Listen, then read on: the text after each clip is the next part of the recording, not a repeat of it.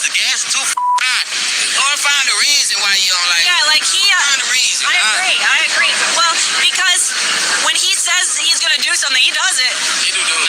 He does do it, right? Now, what's good, kings and queens? I ain't used that phrase in a long time. Today, we're watching Black Americans do something the cameras aren't supposed to catch, right? Not speeches, no panels, just real moments where the old story falls apart in real time. 6 clips, 1 clip picture, so let's go ahead and hop into that. Are you proud to be an American, sir? Are you proud to be an American? Yes, I am proud to be an American. Can you tell me why? God bless America. Yeah, I love that. You support our president? No. Wait, why? I do not support Trump. But why? He's a Donald Trump. Are there any policies? Like any policies you don't like? Policies? I don't know nothing about the policies. You just don't like them? Yeah, I don't. All right. I Trump, but I with them all because it's like, you gonna stand up for something or you gonna fall for anything. Stand up for something, he laying shit down, laying low. Let that man lay that low. Yeah, you gonna fall for it or you gonna go for it. Don't go for it. Yeah. Have your own voice. That's just like people just voting because of this and that. Go read. Go find a Lord of price of Trump. Lord of price of gas is too high. Or find a reason why you don't like it. Yeah, like he... Find a reason. I agree. Well, because when he says he's going to do something, he does it. He do it. He does do it, right? 25% of the time he do. Yeah, 25%. But that don't make me hate him. I like to stand up with it. He said some good. He stood up for it. Thank you. Right. Thank you. Don't stand up good. Don't stand up for it. Yeah. He'll stand up guy. I give him that. All right. He'll stand up guy. I give him that though. All right, you guys are cool. You guys are super cool. All right. God bless America. Peace out. Yeah, I love that. God bless America. Well, at least there's the love of the country. I can respect that. I don't even need this. He said, F Donald Trump. So he didn't say Donald, but yeah. Then his friend says he actually supported Trump. And then you see the whole energy kind of flip. Not because of a debate, not because of a fact, just because the person standing next to him didn't hate the same way that he did. That's not politics. That's human nature, actually. People adjust their mouths based on who, is listening, for sure. The same folks who scream, resistance suddenly get quiet when the room shifts. It's real funny how that works, which is comical. Keep that energy because this next one shows what happens when a situation turns into exhaustion, and then that decides to finally speak. Well, hold on a second. You're a black guy. You might be a big fan of murder, because I always hear black guys in music sing about murder. Yeah. Oh, you're a black lady. You might be a slut, because I always hear black ladies sing about being sluts. It doesn't mean all. But like you said, if it's what sells, and then at a certain point, white people feel like, well, wait, I'm allowed to say, I don't want that around my kids. I don't want to raise. That's a bad culture. And then black people go, well, it's our culture. And so then white people are going, well, if it is, then I guess we kind of need a divorce. That's what black fatigue is. Yeah, and I don't say it's our culture. I say that's the subculture. No, but it is black culture. That is 100%. Yeah, that is true. Mainstream black culture. I think that is 100% black culture. Rap. You think about rap. Music is like the peak what shows what the culture is, and it is so derogatory, so bad. Like, whenever a rapper makes a song about murdering someone, and it's not like a pretend thing, like really doing it in real life. And then, well, we scream Black Lives Matter in the same breath, but then these people are killing and glorifying killing, and that's not a problem, But you're offended if someone makes one joke or says the trigger word, And it's one thing, like, it's okay. In other words, I get that art, not everything is true. Like Alice Cooper, he'd be decapitated on or Marilyn Manson, or you listen to metal, I don't think that Ronnie James Dio was slaying an actual dragon. Like, I get it. But when it's all of the biggest hits and the artists, and it's continuous and it's thrust, and then you're blamed saying, well, I don't really think that's a good culture to have. It's like, well, then what are you, racist? That's what white people are going, I guess so if I don't want that blasting. That's existed. Pumping gas. And suddenly you're the problem. This is the fatigue they pretend just don't exist. Not hatred of race. Fatigue with a behavior that keeps showing up in the same places, same ways. They'll call you every name in the book if you notice it. I'm trying to tell you. But, and the body cam, it just doesn't lie. And the people living it every day are the ones tired of pretending. Now, a pastor, Reverend Wells, is about to say the part that gets you canceled the fastest. I'm so sick of this notion and this lie that black people are not safe around white people. Like, yeah, there are white people that are racist, and I understand the Nolan situation, the horrible, and I pray for every day for justice, that if those white kids had anything to do with it, that they are in prison and they go to jail.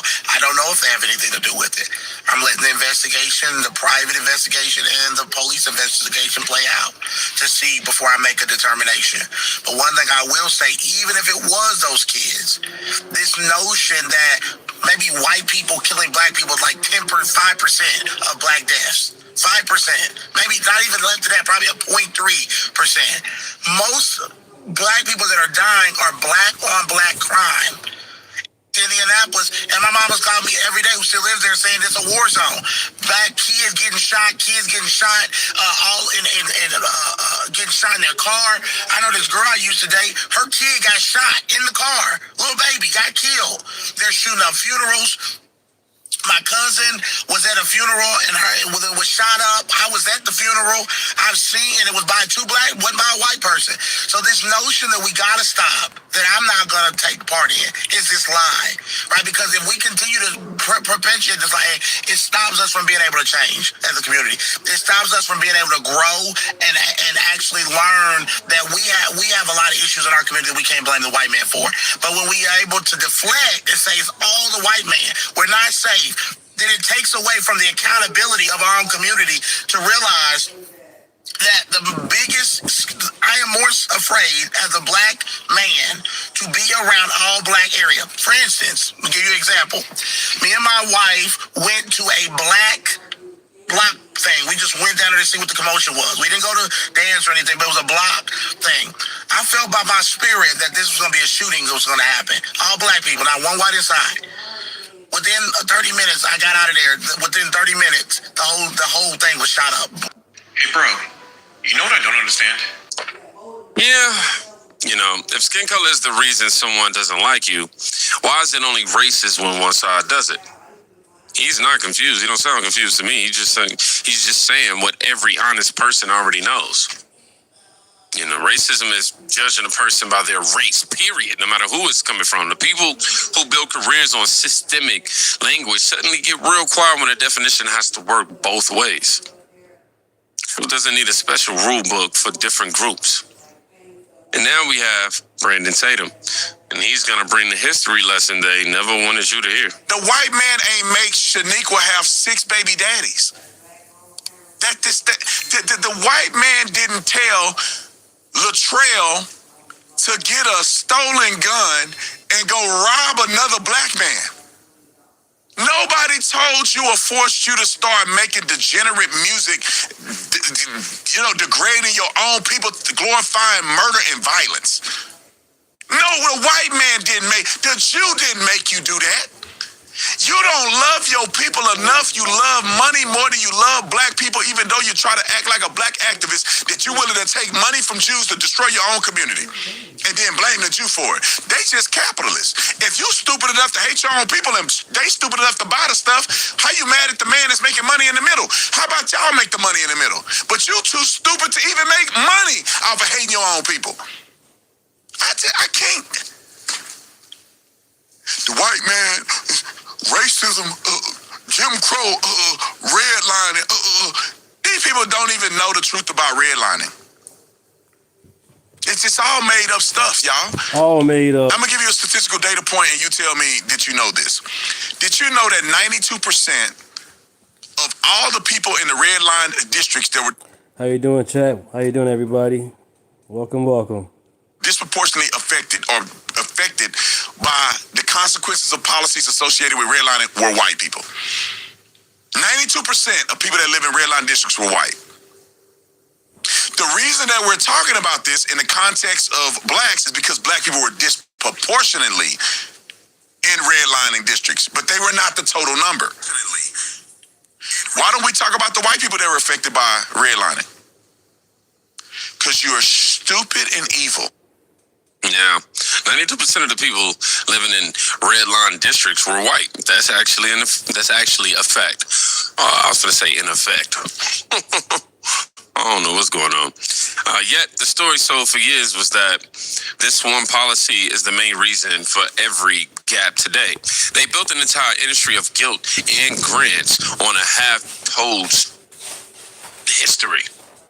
Meanwhile, nobody forced anybody to glorify violence or, pump out music that treats the community like a disposable set.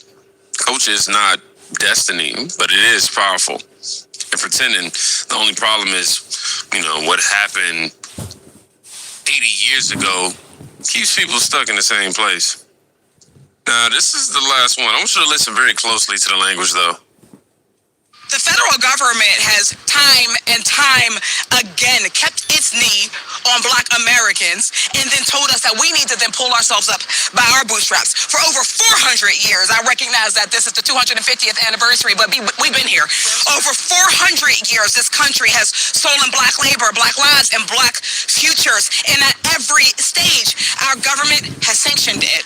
From slavery to Jim Crow, to redlining, to mass incarceration, to environmental racism, and to economic disenfranchisement. We're still living through those effects. Oh yeah, Ultra MAGA for life, you guys. Welcome to the chat. Name Deunta. Thank you. Today, attacks on voting rights and representation and Black health and Black wealth and so much more are not only a ghost from a long ago past, but they are very present and ongoing legacy. We see how easily centuries of progress and struggle are undone with a stroke of a pen. The president was able to say that diversity, equity, and inclusion shouldn't be implemented in our institutions. The courts are diminishing. None of these people, none of us experienced none of this stuff happened 400 years ago. What's wrong with these people? And they got they dress. They dress nice. Slaves back then didn't dress like this. These people are dressing nice. That stuff costs. What's wrong with these people? Nobody is oppressed. Nobody is a victim. What's wrong with them? Black political power. Black women face insurmountable levels of unemployment and unsafety in childbirth. Black lives and Black futures are childbirth, really? Y'all the most women on the planet killing babies. Too many babies have been, man, really?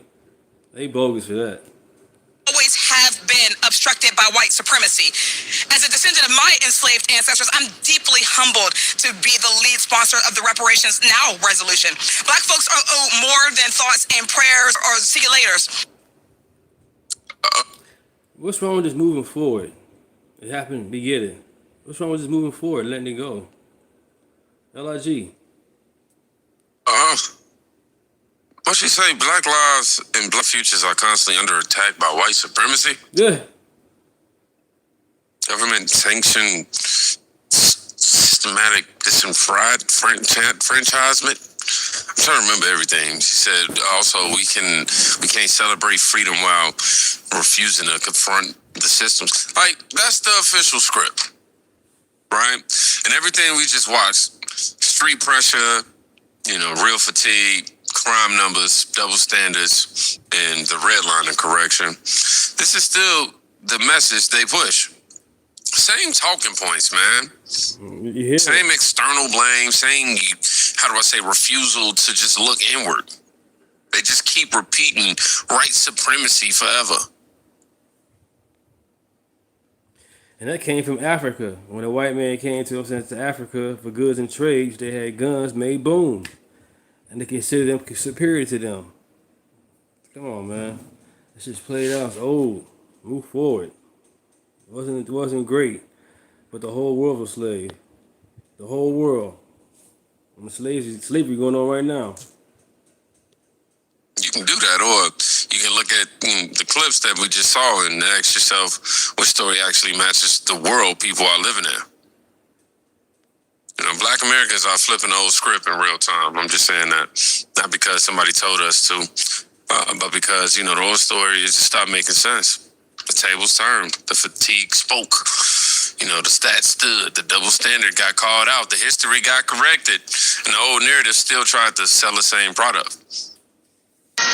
Breaking down, President Trump says he plans to the nation Thursday night, 9 p.m. Eastern. Topic unknown. That announcement coming shortly after CENTCOM said they plan to resume a blockade on Iran tomorrow at 4 p.m. Eastern. No other details from the White House as of yet, but we'll bring them to you just as soon as we learn. People need to be ready because all hell is about to break loose, and I don't say that lightly. Donald Trump on Thursday is going to give a speech addressing newly declassified intelligence reports that the White House asserts reveal plans by foreign nations to interfere in the 2020 election. We're also learning that Donald Trump is planning to announce that Georgia's 2 Democratic senators, John Ossoff and Raphael Warnock, are illegitimate because of fraud. Now, allow me to state the obvious. There is no evidence of this. There is no evidence of widespread fraud in 2020, no evidence that would have... What's up, chat? How y'all doing there? Yeah, Trump is awesome. Yes, he is. Oh, yeah. Welcome to the chat, everybody. Thank you. Name is Deunta. Appreciate it. Overturned any of these races. There's none of that. But Donald Trump is holding this press conference anyway, and he's laying the groundwork to challenge the 2026 midterms because it looks like the Republicans are going to lose. It's kind of flown under the radar, but Donald Trump has already signed a bunch of executive orders attacking voting. Thankfully, he's lost a bunch in court, but he's planning to do this right here, right now. It's why he wants to pass the Save America Act, which would disenfranchise millions of voters. Look, it is easy to ignore this stuff and hope it all works out, but this is a 5-alarm fire. This is not just a speech. It's Donald Trump laying the groundwork for what's next. Boy. So we got to talk about the latest freak out amongst liberals, Democrats, freaks, and lunatics over President Trump's upcoming speech, his primetime announcement about the election, right? The 2020 election, apparently, okay? There's a lot of speculation in regards to what President Trump is going to announce. What is he going to say? What is he going to reveal to the country? And the liberal media is basically claiming that President Trump is going to use this, whatever he announces, whatever he exposes, in order to rig the midterm elections, because these people are basically convinced that President Trump is going to take away their ability to vote, okay, just because we're trying to enforce basic election integrity, which does not exist in blue states, in blue cities. They're very worried about what President Trump is going to. It's crazy, man. I live in Illinois, so it's real easy to just walk in there and get your name and your address. They look in the paper and tell you go ahead and go and vote. That's not cool, man. No ID, no nothing, huh? I don't understand why it's so hard to pass this bill. But we already know why. The Democrats want to hold on to power. They want the illegals to just come in and do anything. And that's that bullshit. You know what I'm saying? Come in the right way. We got a generation of people that came to America the right way. They looking like, what the heck is going on here? You know what I'm saying? That's not cool. And the ones that's coming here, they didn't kill most of our women. Or hurt them. That's not cool.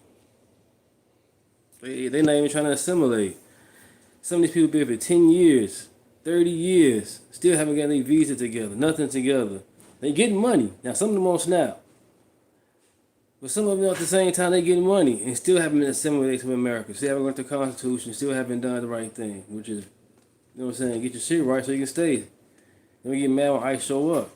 And you know when they show up, you already know what to do. But they start freaking out, start crying, making a whole scene for no reason. You know, even all these years without doing your shit right. It's a matter of time. Reveal about the 2020 election. Take a look. Primetime presidential speeches typically are rare, and until last hour, we didn't know much about what the president has in store for Thursday night, but he gave us a preview. It's really big news. It's really big news. And our country has to shape up. But this, what we're going to be talking about Thursday is, it doesn't get bigger, because without free and fair elections, you don't have a country. We'll be discussing other things too, but it's going to be a very big announcement. We're joined now by Jonathan Swan. He's a White House reporter for the New York Times, also the co-author of the bestseller Regime Change, Inside the Imperial Presidency of Donald Trump. Jonathan, great to see you. Thanks so much for joining us. What are you hearing about why the president wants to dedicate a primetime speech to this issue of election security? Well, I should say I haven't seen a draft of the speech, and I make a practice of not trying to forecast Donald Trump's speeches, but he has been obsessed with relitigating the 2020 election, and he's been pushing his team to try to come up with evidence that the 2020 election was stolen. This was a big part of Tulsi Gabbard's efforts when she was Director of National Intelligence. Bill Pulte, who's currently there, is involved, and others are as well. So, look, I haven't seen the intelligence or whatever he claims to have, but I wouldn't be surprised if you see them try to build or try to make a case that there was foreign interference in 2020, and for Trump to try to use that as for him to make the case that the election was stolen. Of course, we've seen no evidence that it was. Yeah, how much of that is related to the upcoming midterms and perhaps some concern from Trump about Democrats taking over Congress and any personal or familial risk that he will face, because there will be investigations not only of Trump, but his family and their business if Democrats win? So, strangely, Maggie and I found in our reporting for the book that it's not that Donald Trump doesn't care about the midterms. Of course he does, and you see that, evidenced by the fact that his team is trying to get every advantage they can, gerrymandering and what have you. But it's more driven by his team than it is by Donald Trump. And what you find if you talk to Trump advisors is often they're frustrated that he doesn't seem to care as much as they do about what happens in the midterm elections. And they would like him to be more alarmed and more exercised. This is very retrospective when it comes to 2020. That is fascinating. So as you talk about the administration and Republicans gaining every advantage that they can, you mentioned efforts to gerrymander. He keeps pushing the Save America Act, even refusing to sign this housing bill, bipartisan housing bill that is seen as an achievement by this very divided Congress. He fired the board of the Election Assistance Commission, installed Pulte as DNI, which you mentioned. Do you see the administration planning to try to influence the way that elections are carried out in a way that is atypical of the federal government during the midterms? Yeah, of course. I mean, blatantly, it's right in front of our faces. They're trying to squeeze out every single advantage they can, and to try to, remove as many pickup opportunities as they can for Democrats and make it harder to vote by mail and all the rest of it. What's interesting, though, is you talk to some of Trump advisors, they're not sure that some of these more restrictive voting efforts will actually benefit them politically. Remember, in 2024, a lot of their voters were people who don't normally vote and low propensity voters. So does making it more difficult to vote actually help Republicans? I'm not sure that's such a easily answered question. Yeah, no, I can answer that question for you, right? I can answer that question for you. Making it harder for stupid people to vote, right, is definitely beneficial towards Republicans, right? Because I'm telling you right now, the way that things are going to swing, a lot of stupid people are going to vote Democrat, right? That's what's going to happen. So with that being said, I just want to say this, right? These people are freaking out over this announcement that President Trump is going to make. Now, we don't know what it's going to be. There's speculation that he's going to reveal that Raphael Warnock and John Ossoff, they were illegitimately elected. I don't know, right? Maybe they were, maybe they weren't. Okay, or that, he's going to reveal some type of evidence that, 2020 was stolen, which is what he claims.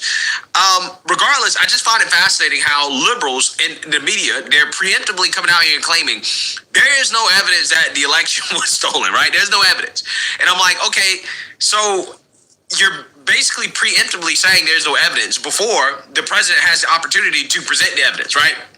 Which tells you everything you need to know in regards to how this works, okay? Is that no matter what evidence is released from the president, because again, they're already preemptively telling you there's no evidence. Again, if he's releasing classified documents, right, or declassifying documents, put it that way. If he's declassifying documents, if this is, actual data from the government, right, if it's proof from the government that the election was stolen, right, or evidence that it was stolen, then coming out here and preemptively saying there's no evidence, again, tells you what the response is going to be, even if they do release proof and evidence that the election was stolen, right? The response is going to be, well, see, there's no evidence, right? Even if he presents evidence, right, smoking gun proof, they're going to say, well, there's no evidence, right?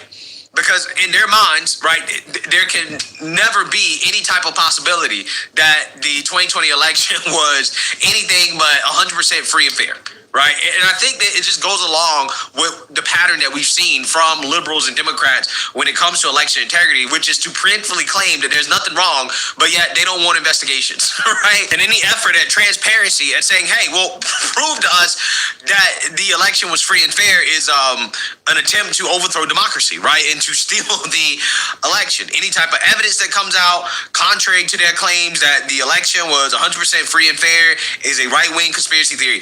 That is how these people operate, right? It is unfalsifiable at this point, right? For them in their minds. Again, it's funny because when it comes to Russia, right? Democrats pushing the conspiracy theory that Russia stole the election on behalf of President Trump, that's totally fine.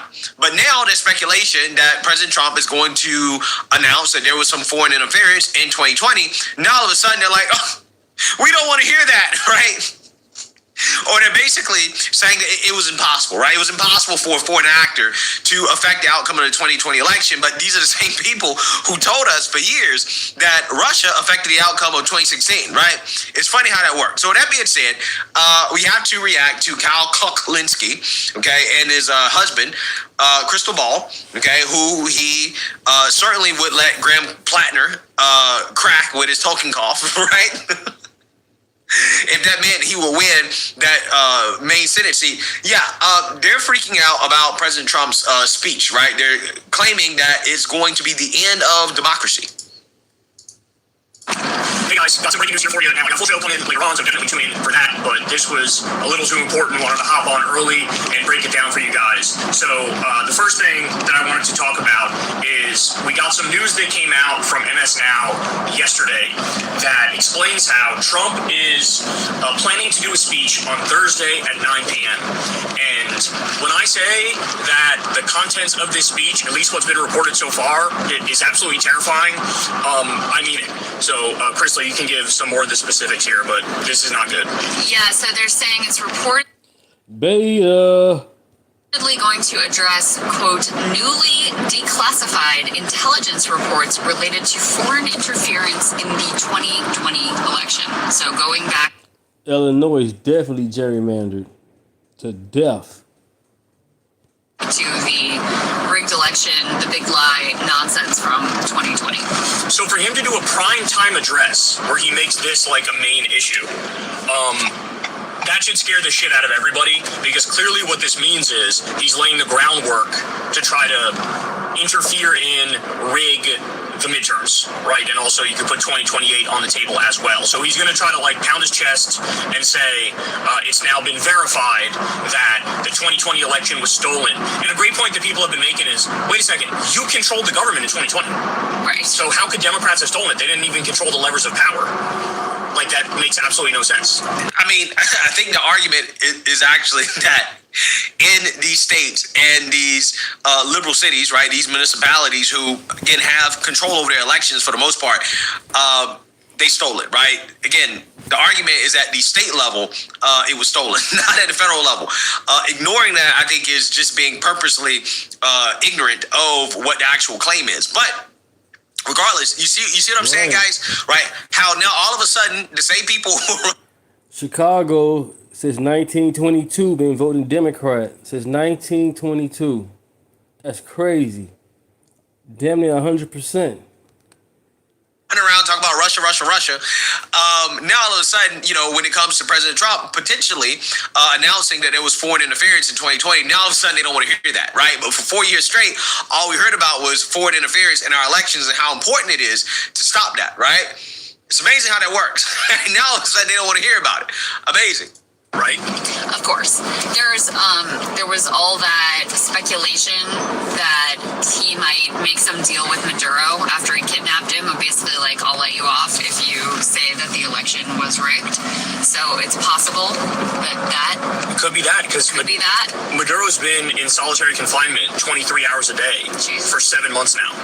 And so any human being in that position, regardless of your moral core, you're probably going to say and do whatever the hell you can in order to make that stop. They also nabbed his wife, and he's probably worried about her too. So just flat out terrorism, right, is what they're doing. But let's remember, guys, they seized. He's a dictator, but they call us a terrorist. Wow. to the ballots in Georgia and Arizona, okay? Trump had an executive order to try to make the state governments turn over all of their voter roll data. And then you have a whole bunch of other, ways that Trump basically tried to lay the groundwork to rig it as well. He's said in the past that Iran interfered in the election in 2020. He said Venezuela. He said China. He's gone through like a list of countries. And also they floated the idea of like sending the National Guard or ICE. And so it's absolutely disgusting. Also, they say that, and this we don't know for sure, but because the source is kind of sketchy, it popped up. First time I've seen it was like 2 weeks ago, and now everybody's using this source. So I don't know who the hell came up with the Washington Reporter, but they say that Trump is going to try to effectively like nullify John Ossoff and Raphael Warnock by saying that the whole election in Georgia was wrong, was fraudulent. And I don't know what happens from there. Like, what is he going to try to like send some people with guns to like escort them out of the Senate? Like, I genuinely don't know, but anything's on the table now because this guy's completely and utterly unhinged. Right. And with Lindsey Graham dying and Mitch McConnell, whatever. He's desperate. Whatevering. That means, and then you add to them being gone, the Cassidy and Cornyn and Kennedy, who he primaried out. So they no longer have to like worry about pleasing him in the same way. They basically no longer really have a majority in the Senate. So even if, they were thinking about putting his other election rigging plot, which is the Save America Act, which he's obsessed with, and Lindsey Graham was at the forefront of pushing. They were thinking of putting that into a reconciliation bill so it could be passed with a 51 vote majority. They no longer have a clear 51 vote majority for anything. So yeah, I think he's desperate. I also think he's desperate to change the channel on the Iran war, which continues to be an utter and complete disaster. So how do you do that? You have to do something insane, which this is, that grabs people's attention. And, as it is increasingly clear, the midterms are going to be a disaster. He's got to create some sort of a justification for a national emergency that allows him to seize more power to try to screw with the results. I do think there's a small chance that this reporting is a diversion, and what he's actually announcing is a ground invasion of Iran, or taking Kharg Island, possible, or Keshem Island, or whatever the fuck. But there's a number of like oil important islands. Yeah. So I also think that's possible because they've done misdirection before in the past. Yeah. But either way, whether we're talking about Trump announcing a ground invasion of Iran, or we're talking about Trump trying to rig the midterms or 2028, either way, this is absolutely catastrophic, and this is truly an inflection point for the country. I know that everybody's beat down by the constant barrage of breaking news and insane stuff that happens on a daily basis, but the fact of the matter is, this could be the whole enchilada. This could be like the most important day for American democracy, not only in our lives, but in the history of this country moving forward. Nice. Nice. I love the fact that they're panicking over this, right? They're terrified about what President Trump is going to announce, right? If he actually makes it about Iran and says that we're taking Kharg, I think that's a great thing, right? I think we just need to go ahead and do what we got to do in order to end these people. I think that's honestly the best thing to do. But regardless, whatever he announces, apparently it's going to be important. Leftists are freaking out about it. They think that is going to be the end of democracy. I don't think that's the case. I don't know what he's going to say. All I know is what the media is reporting. We're going to see if the media is right. Regardless, I don't think that is going to result in anything as big as what these people are, claiming, right, or what they're worried about. But I do find it to be hilarious how Trump lives in these people's heads rent-free, and him just simply making an announcement potentially about the 2020 election has these people very, very, very concerned, right? Very terrified about the midterms in 2028. And I think part of this comes from the fact that the blue wave is slipping away from Democrats, right? Everybody believes that it's going to be a blue wave in the midterms in 2028. But as I've been talking about, Democrats are in danger of losing some very winnable races that they should otherwise be winning because they're running far left lunatics. So I think this the midterms, I think that leftists are pushing this in order to get ahead of the fact that a blue wave is more likely to be a blue trickle, or Republicans may outright not only just keep the Senate, but they may keep the House as well too, considering the way that things are going.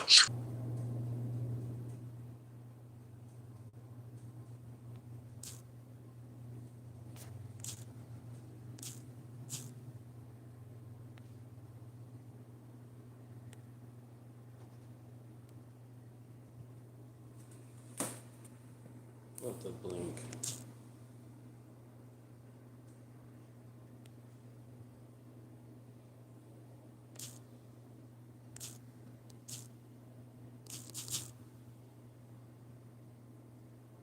You could hear a pin drop in the press briefing room when Caroline Leavitt read all of the disgusting, violent comments by Democrat representatives. You could hear a pin drop in the press briefing room when Caroline Leavitt read all of the disgusting, violent comments by Democrat representatives, people in power. Sorry about that, chat.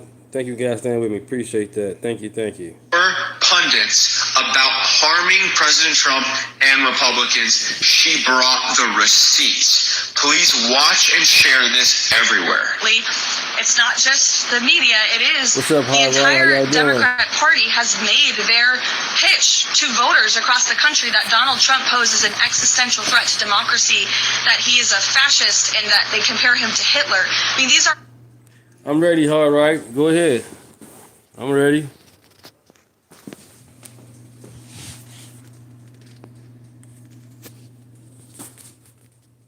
Despicable statements that the American people have been consuming for years. And so many mentally perturbed individuals are led to believe these words are truth and then are inspired to act on it. I have a whole host of examples that we can share with you after. It is pages and pages of major Democrat Party elected officials saying, such as Rep. Hakeem Jeffries just this month, said, "We are in an era of maximum warfare everywhere all the time." Governor Josh Shapiro said heads need to roll within the administration. Senator Alex Padilla said people are, quote, dying because of fear and terror caused by the Trump administration. Senator Elizabeth Warren, President Trump is making the country look like a, quote, fascist state. Senator Adam Schiff saying President Trump using a dictator playbook. Senator Ed Markey calling President Trump a dictator, saying that this administration's actions are authoritarianism on steroids. Governor J.B. Pritzker, never before in my life have I called for mass protest disruptions. These Republicans cannot know a moment of peace. You have Rep. Presley saying, "We'll see you in the streets." Rep. Monica McIver, a Democrat representative on Capitol Hill, "We will not take this shit from Donald Trump. He thinks he's a dictator. We are at war." These are Democrat elected officials calling for war against the President of the United States and his supporters. I could go on and on, but again, when you have people in positions of power that are saying things like this every single day for years, you are inspiring violence by people who are already mentally ill. And that's what we've seen against this president for far too long. So that is all the proof that I feel like we need. Did you hear some of those? One of those people said there needs to be heads rolling in the administration. Another person said they can't know a moment of... Right, Trump may say some crazy ass shit. He be saying some crazy shit, but Democrat right there, she just proved the Democrat Party just, program their people, they base, so to the point they go kill. Nobody on the right went out here and kill nobody out here. No mass shooting, nobody. We didn't have not done that. Always been in love. Always been in love. Every time. Gotta pray for these people. Peace. What do you think someone is going to do when they hear those things? All it takes is one psycho. Wow. Please share this video everywhere.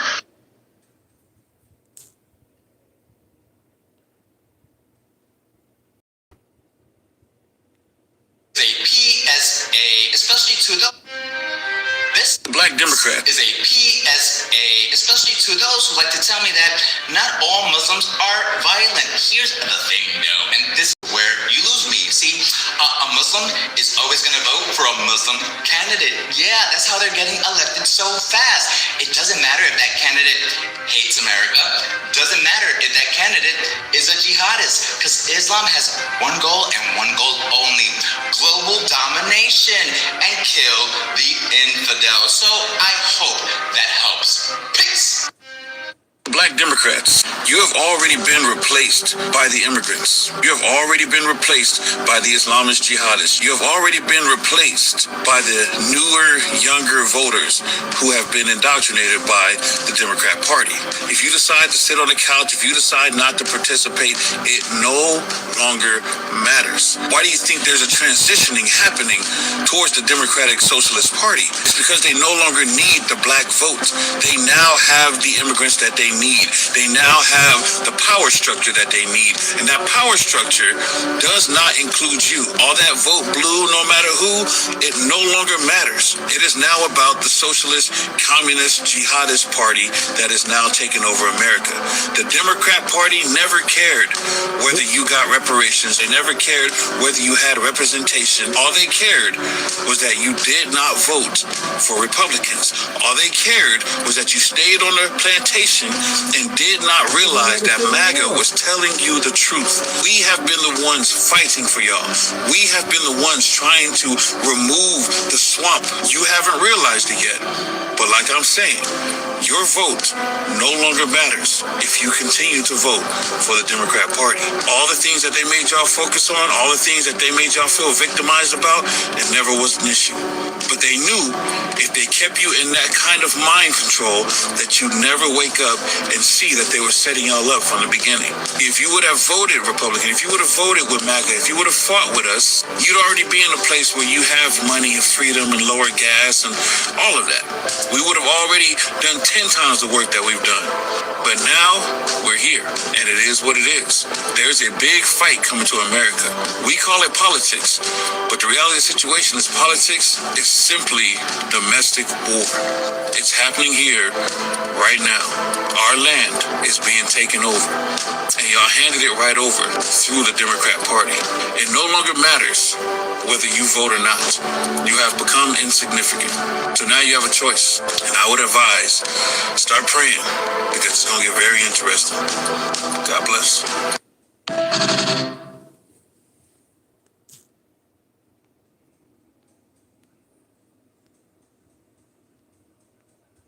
Pull over in the middle of the woods so that I can record this. Oh God, we got a Karen in the woods. Why do I feel like there's another reason you're hanging out in the woods? Because somebody's gonna fucking call the cops if they hear me. If you have to do all of that, maybe you shouldn't say it. This message goes out to every single person who fucking calls themselves an American. Present.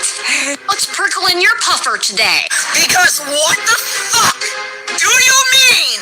I killed a man in me. That's not okay. I'm to educate. Literally! Ow! Damn it! You have a tick? So misinformed, it's almost comedic. Literally! It's exhausting having to do this. Okay, let's talk about what really and literally happened. We compete every year with New Hampshire for the safest state in the country. Not feeling very safe, Karen. Did you bury a body before you recorded this? Why are you in the line? Oh yeah? Well, ICE is trying to make America safe. Who let the illegals in? ICE stopped a threat. ICE did that because a man aka the illegal criminal who had a federal warrant, decided to turn his vehicle into a weapon and try to kill ICE agents. What do you think is gonna happen, boo-boo, if you take your car and you try to kill the police with it? What, you think they're gonna stop and give you a hug? Think they're gonna give you a lollipop? What, you think they're just gonna be like, oh, that's okay. I'm an ICE agent, so it's okay if you try to kill me. I don't know why we're yelling. I don't even think you know why you're yelling. Do you know why you're screaming? Do you even know what actually happened? You run from the police, and then you try to kill the police. You're playing a stupid game, and he won a very stupid prize. And the stupidity continues, with you people crying for him, twisting the story. The loony lefty shuffle. And hey, this isn't Iran. You are free to scream that bullshit as long as you want. See how not oppressed you are? See how not persecuted you are? Girl.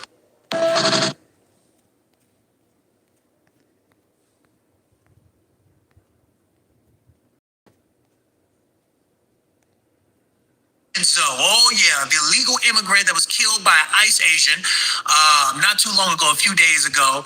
He tried to ram an innocent ICE agent that is trying to make a living for himself and his family, working and serving the public and being a patriot.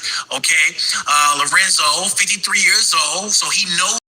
Been in this country over 30 years and never dawned upon him to say, you know.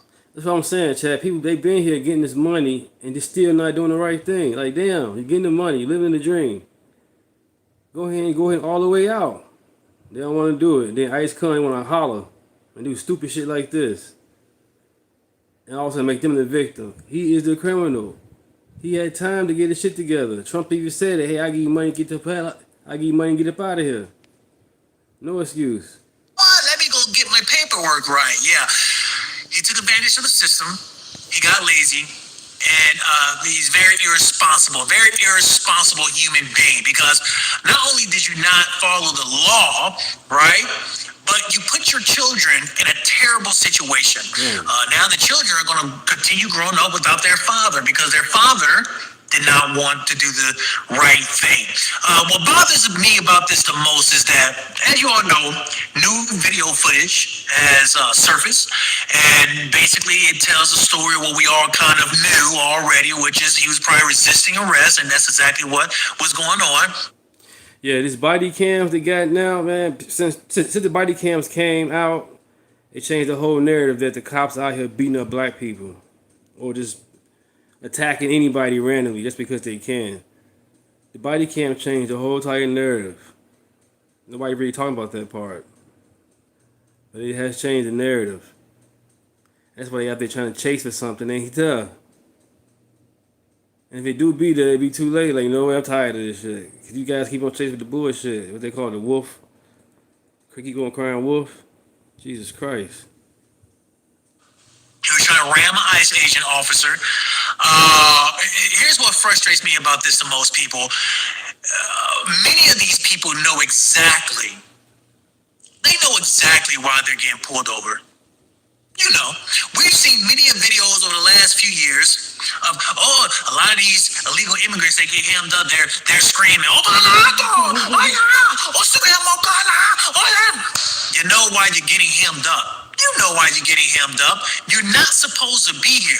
And what kills me the most is that all of these people were offered. So, you know, you have a lot of libtards right now. Donald Trump is doing this. Trump literally got on a panel and said that we will help you all if you self-deport. We will expedite your immigration status. We will approve it. That's simple. But these knuckleheads didn't even want to do that. Nope. I know people that self-deported and was able to get back in the country in less than a year and a half. Now they okay.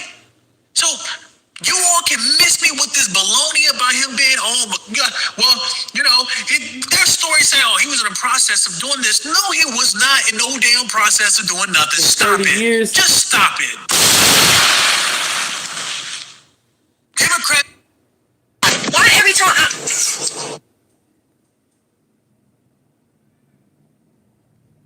He said this shit. As a black woman, The jury is still out on that. my lived experience Rich ass television host married to a criminal. in this country Country that made you rich, living your best life, married to a motherfucking criminal. was embodied by a photograph that was taken in celebrating the 250th. This right here. Why did y'all not tell me that this bitch used the shit lady as an example? What the fuck? Defining image of modern America for black Americans. Defining. So the defining image of the black person in America is the same woman who was taking a shit while using public transportation. Is this what you're saying, bitch? 'Cause I just don't understand. I need to know the moment that this bitch realized that the person that she used an example of was literally the same person that was taking a shit. I need to know. I need to be on that wall. I just, how embarrassing. Okay, that's all. That's all I got for today.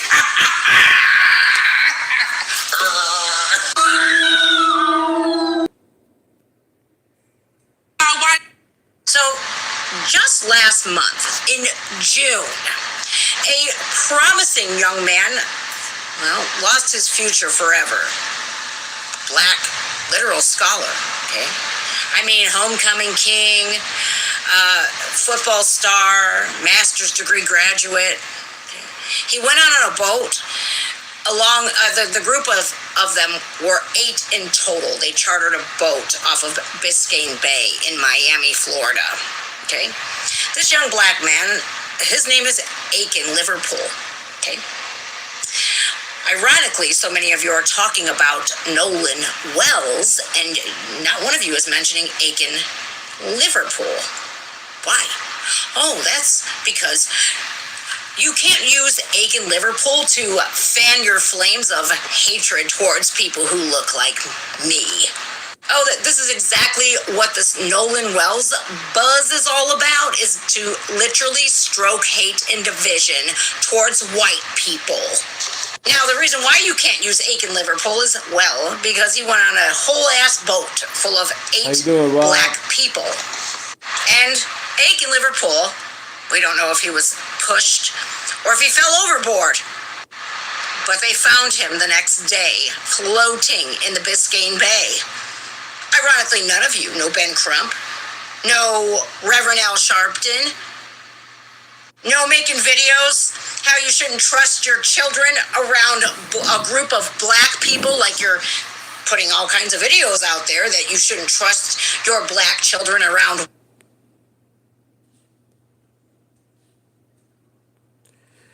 Right. I think the statistics say 2024, 5,000 black women died by black men.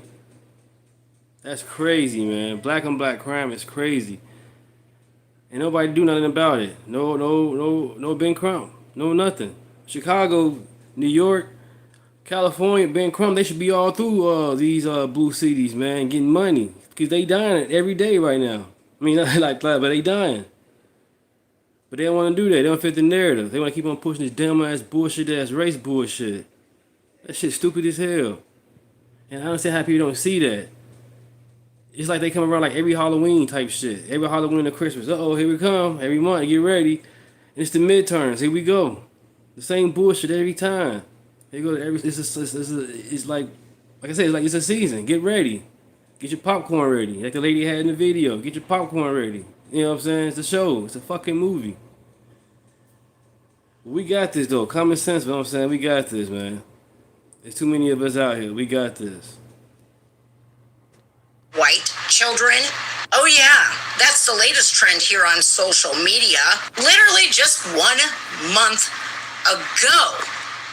And Aiken Liverpool's story was completely overshadowed by Nolan Wells because why? Oh, because when we have the opportunity to blame white people for everything, we're going to jump on that opportunity, aren't you? There's no Benjamin Crump for Aiken Liverpool's family. There's no Reverend Al Sharpton. And ironically, the same people who are putting out these hate videos saying don't let your kids hang around white kids are the same people who support Carmelo Anthony. And we're all grown-ups here. Why are we sugarcoating it? The reason why is because you hate people who look like me. You hate us. And so that's why you won't say anything about Aiken Liverpool. You don't even know his name. But don't worry, because I will. June 12th, the incident happens.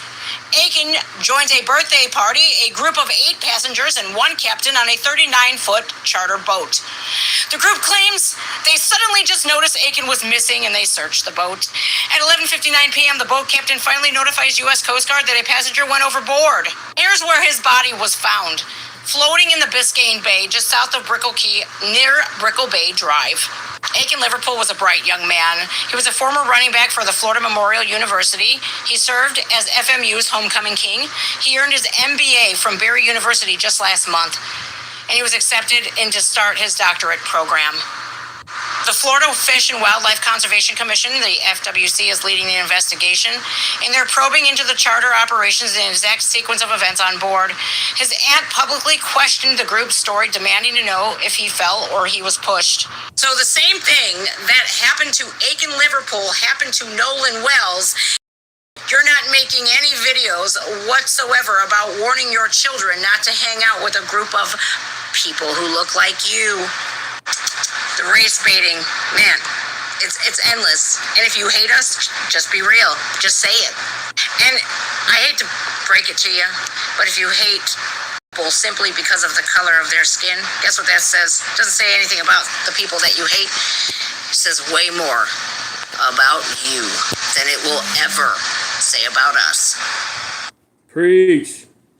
White lives matter. White lives matter.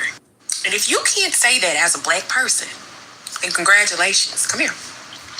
You are a racist. You know, my community never ceased to amaze me with the foolishness that they come up with on the day. Because now you guys are saying that you guys don't feel safe around white people. You guys don't want your kids around white people. And I find it just so funny because I don't feel safe around you niggas. I feel safe around white people. That's why you're not going to see me at too many black events. Being in a crowd filled with black people instantly sets off my anxiety. I have PTSD from hanging out with niggas. I've been in situations where somebody got the shooting in the club and everybody's running. I've been to a fair where somebody started shooting and people started running. I've been to events where people started fighting and so on and so forth. But I have yet to experience that with white people. And not to mention, it's like something that's in the air that's really demonic when you're talking about being around a group of black folk. Like they be aggressive and ready to just pop off and be crazy. I remember somebody being in the club and this guy stepped on his shoe. Yep. And he absolutely went insane and just beat up this guy behind. Yeah, that's what happened, man. Go to any club in Chicago, man. Maywood, Bellwood. To go out there, man, touch of the pass. On Manheim, touch of the pass in Chicago, West Side. Yeah, man. Step on somebody's shoes. Or you hurt somebody's girl by accident. They turn it up. And I get it, too. What happens is motherfuckers taking them Molly and taking pills and X and shit. Some people taking half a pill. Some people taking a whole pill. You know what I'm saying? And they be tweaking.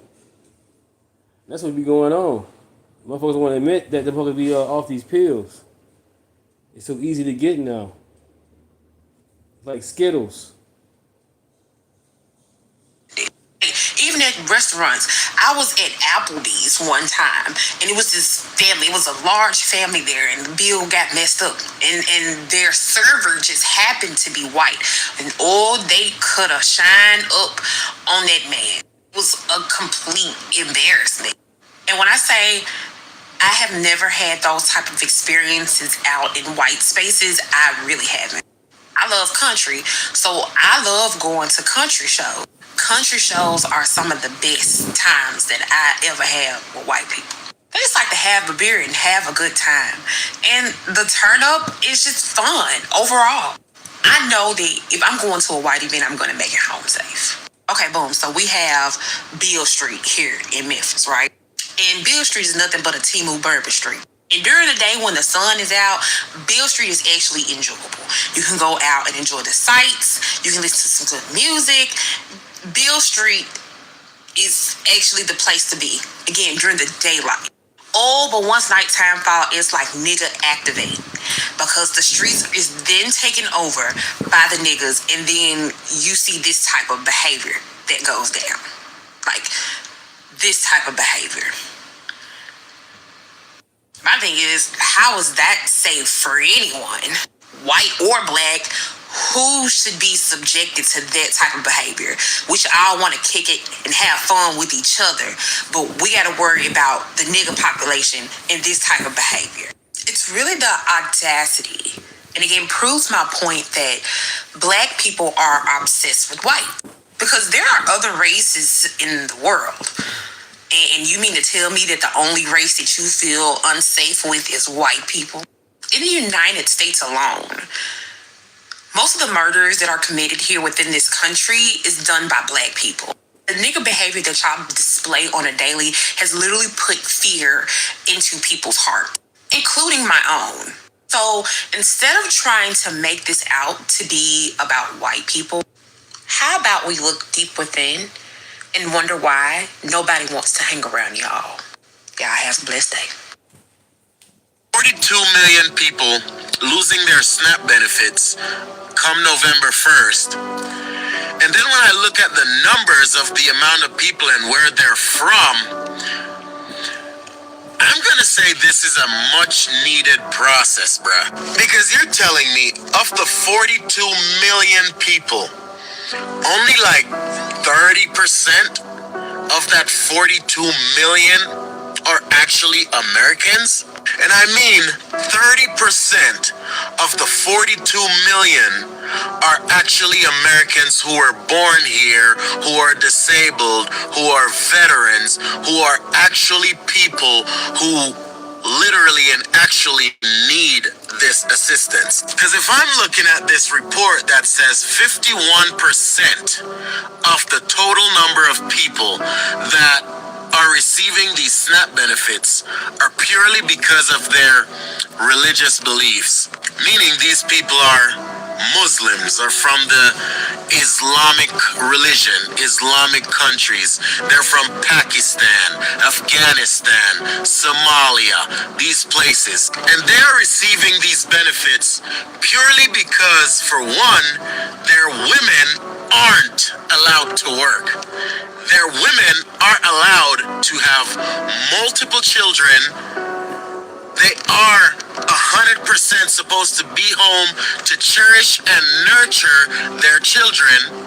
Their husbands are allowed to have multiple wives, and with those multiple wives having multiple children, meaning they're getting multiple thousands of dollars per month. And if you think about it, it makes total sense why the Americans that are getting the pocket change, who are not having kids, and even if they're having kids, they got like 2-3 kids, and then their 2-3 kids are disabled, right? And then they're the ones making all the noise because they're getting pocket change when these people from the Islamic countries are getting thousands and thousands of dollars, and they're in a household with 3 other women that are filing for these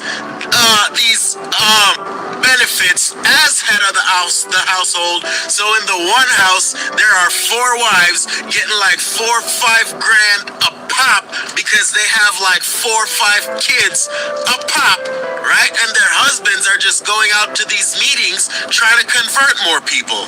But at the end of the day, they're getting like $15,000, $20,000 a month for the one household. And who knows how many bank accounts they have. No wonder when I see these people going out on vacation, they're just so comfortable. And it's like irritating, but at the end of the day, this shit needs to stop, because a lot of these people came here, right? They came here seeking better, but then they came here to live the same way and the same rules, live by the same rules that made their country turn into shit in the first place. And it's not just the Islamic people, because there are a lot that are from the Caribbean,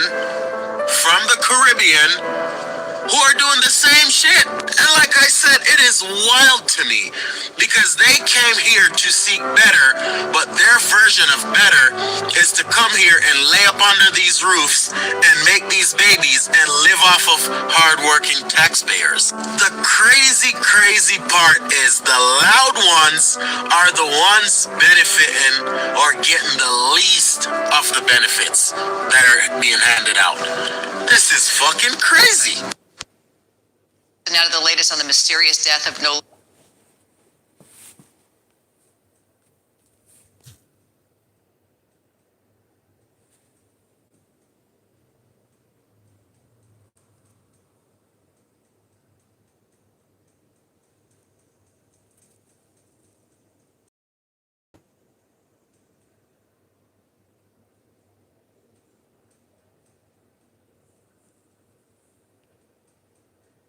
the minor sample, the minor contributor was less than 20%, and that it was actually 5%. The ratio was 5% to 95%. For one of the samples, yes. You remember that? Yes. Does that mean the 5% was from Twigs, and the 95%, that 95% is assumed from the Robinson?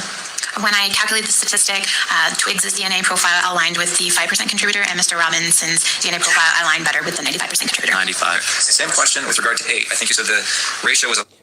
Rest in peace, Charlie Kirk. Condolences. Blessings to Erica Kirk. Blessings to her family. Blessings. Prayers. Condolences. 11% from the minor and 89% from the major. Is that Twigs being the 11% and Robinson being the 89%? Yes, Twigs better aligned with that 11% contributor, and Mr. Robinson better aligned with that 79% contributor. Did you catch that? In fact, this is the exact opposite. This tweet is the exact opposite of what you just heard with your own ears. And this isn't spin, this isn't opinion, this isn't a different interpretation of the evidence. It's the exact opposite of what the forensic analyst testified under oath. The analyst testified with numbers. Twigs aligned with the 5% and 11%. That's called a minor contributor. Tyler Robinson aligned with the 95% and 89% as a major contributor. Yet this post tells people the exact opposite. Baron Coleman is an attorney at that. Attorneys know the difference between a major contributor and a minor contributor.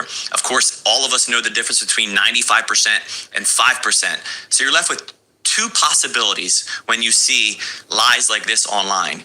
Either Baron doesn't understand basic forensic testimony, or he does, and he's hoping you don't. He's either ignorant or he's evil. Neither option inspires confidence. And this isn't just about one tweet. This is a pattern. Tyler Robinson was on video at the scene. He turned himself in. The medical examiner ruled Charlie Kirk's death was caused by a gunshot wound to the neck, not an exploding microphone. Access to the rooftop wasn't some impossible Hollywood mission. And now you've watched the DNA testimony for yourself. These are the facts of the case thus far. Yet some of the loudest voices online continue to contort the evidence until it fits the narrative that is making them millions of dollars. The evidence isn't moving them because the narrative already owns them. We've actually, at this point, crossed the line where just asking questions stops being intellectual honesty and actually becomes rejecting reality. As the saying goes, it is easier to deceive people than to convince them they've been deceived. Even when the facts are laid out in front of them, when overwhelming evidence is dismissed because it conflicts with a preferred narrative, that's not skepticism. That's indoctrination. You can't reason someone out of fool slop if they love wallowing in it. Here's the only answer at this point.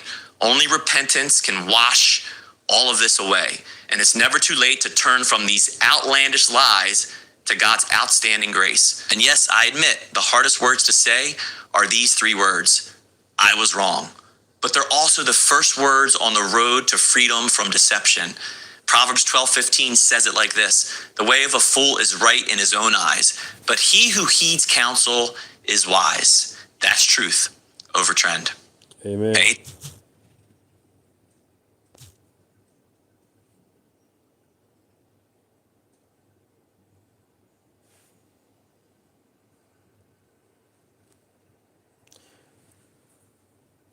You guys check out Real with Mike. Check out For Real with Mike. Check him out.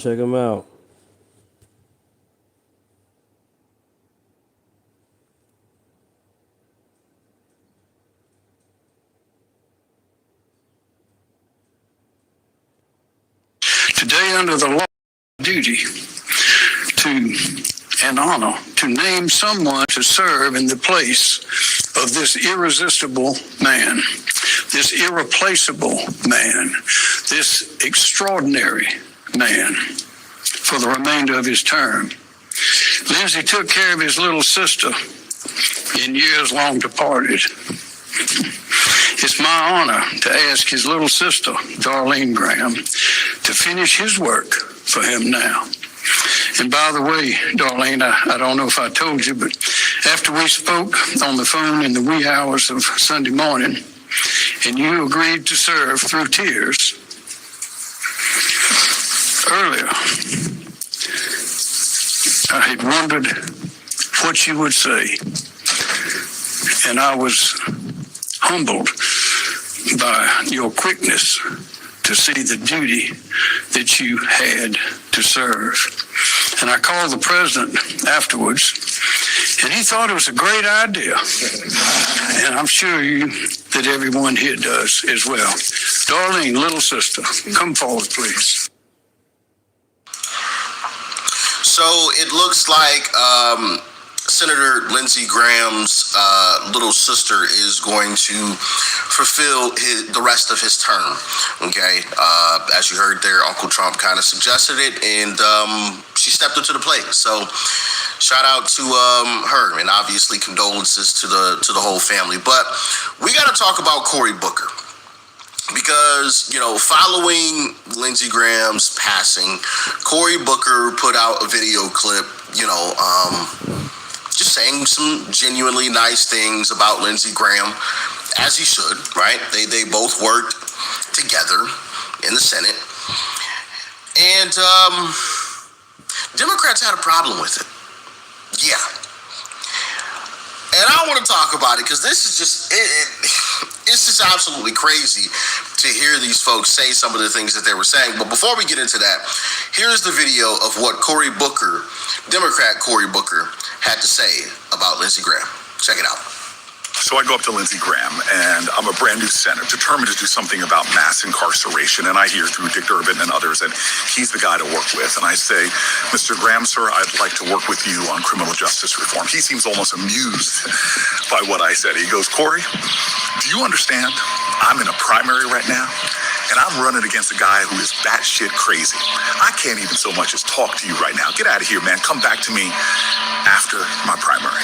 And I laughed and came back to him after the primary. And true to his word, he rolled up his sleeves and we went to work. And thanks to him and Dick Durbin and some other Senate heroes, our bill became the First Step Act after years, 2 presidents, 2 Congresses, and became law. One of my favorite moments in that negotiation was at the last minute, I'm trying to force one more thing into that bill.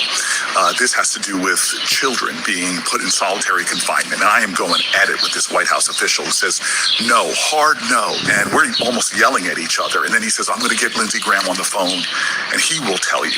And so he gets the White House operator to connect Lindsey Graham onto the phone. And Lindsey Graham listens for maybe a hot second and then interrupts the guy and says, are you kidding me?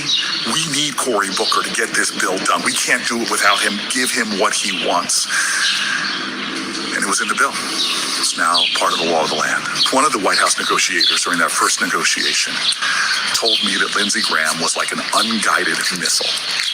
That God, you never knew which way he was going to go, whether he would come back and hit you. But when he was aligned, when he would be in the right place at the right time, man, he could get things done that other people couldn't and bring a lot of light and new possibilities to the efforts. I am stunned at Lindsey Graham's death, but I pray that he is reunited with his friend, John McCain, that they both are experiencing God's love, grace, mercy, and forgiveness. My prayers are with his family and all those who loved and cherished him. I will miss my perhaps most unexpected friend in the Senate and someone with whom I got some good things done. So I go. So yeah, that is what he had to say. I think there's another video clip as well, but that's the gist of what he had to say. Nothing crazy, right? Nothing over the top, nothing too funky, you know what I mean? It's pretty simple, basic, what you would typically expect to hear, right, from somebody like Cory Booker or any politician, right, after somebody passes away. Me personally, I will never be the type of person to celebrate somebody's death simply because I disagreed with them or anything like that. I talked about this even with Joe Biden when it came out that he had cancer. It's like, hey, I wish him well. Like, don't go, we don't want you anywhere near the White House, okay? We're going to make that clear. But, I wish that he lives a long, healthy life, But these leftists, boy, I tell you, when I tell you they have gone off the deep end, they've literally gone off the deep end. So let's get into a couple of these clips that I have for y'all, man. Y'all can see exactly what it is that I'm actually speaking about. Check it out. video about and to Cory Booker. Now, the last time that I said something about how he was moving, I had someone come into my comment section and said that I must be an op or I'm being paid by whomever.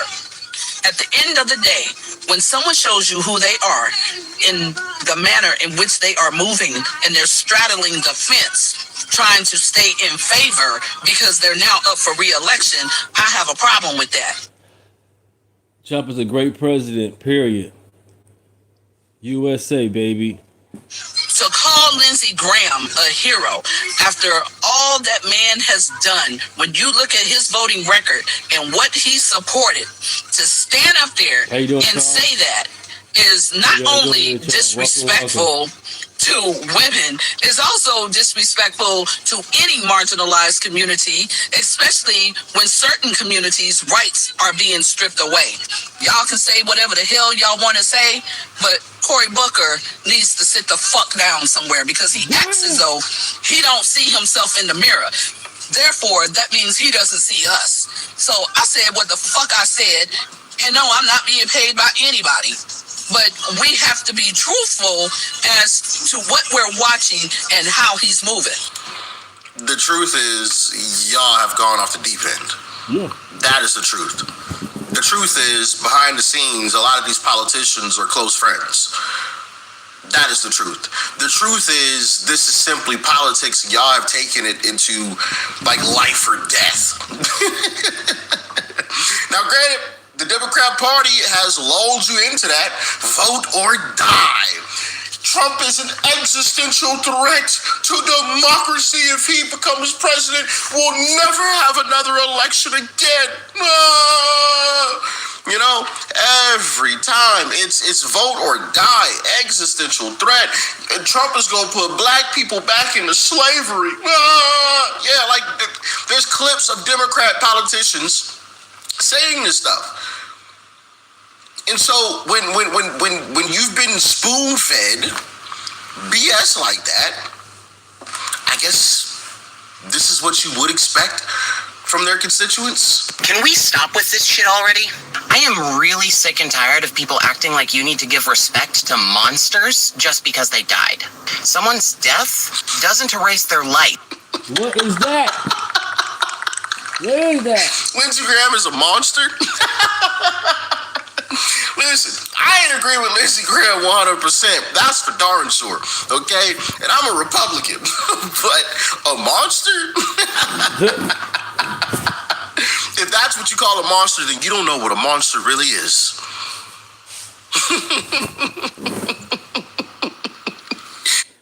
Right, Democrat Party is a piece of shit, man.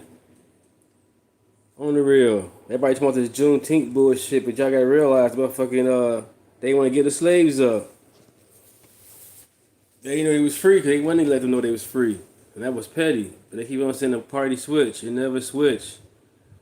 Motherfuckers just wanted free shit. And only one person went to the party, but that still doesn't count for everybody else. That shit crazy. You know, some of these horrible individuals that we have walking amongst us, and they call Lindsey Graham a monster.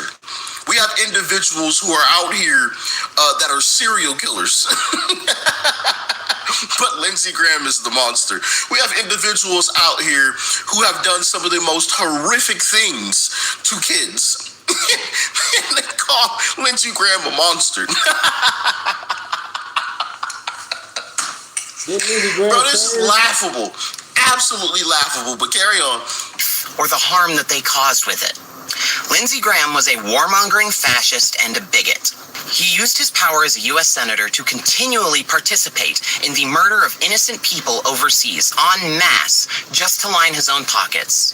He used his power to oppose human rights and sucked up to a fascist who attempted a coup and continued to use his position as a senator to advance that fascist agenda and perpetuate his lies. Wow. Lindsey Graham deserves as little respect as he gave to the innocent people that he helped murder in Gaza, in Iran, in Iraq. He was a ghoul, and now he's a dead ghoul. When someone like Cory Booker decides to talk nicely about a fascist warmongering murderer like Graham just because he died, it shows that Booker is not serious about opposing fascism. It shows that Booker does not truly care about the harm people like Graham cause. The Democrat establishment... He's not serious about opposing fascism because it doesn't exist over here. That is why. Have y'all noticed that since the Democrat Party put that out there, their constituents, their voters, like this individual, just repeat it every other sentence, fascism, fascism, fascism. Literally 4 years ago, they had no clue what fascism even was. Right, did not know. The Democrat Party said, hey, we want y'all to focus on fascism. And so they all did it.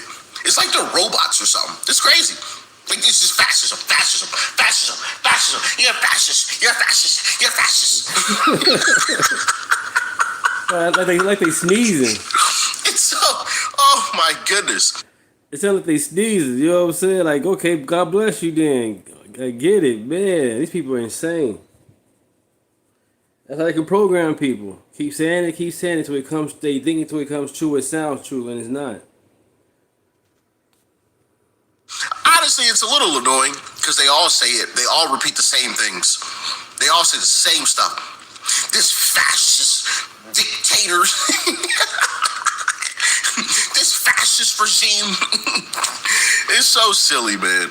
Its modus operandi of being cordial and reaching across the aisle to work with fascists has done immeasurable harm to America, and allowing fascism to gain perceived legitimacy has resulted in... How many times they gonna say it in a sentence? Amazing. Continual compromise. Jesse Lee, great man. This is on human rights until we end up where we are now. These are people who need to be utterly ejected from every single conversation about policy. And if Booker isn't capable of meeting the moment with the seriousness required, he needs to get the fuck out of the Senate and make way for someone who can. And I love how these folks always talk about, the erosion of rights. But they had nothing to say when the jab was being forced upon people.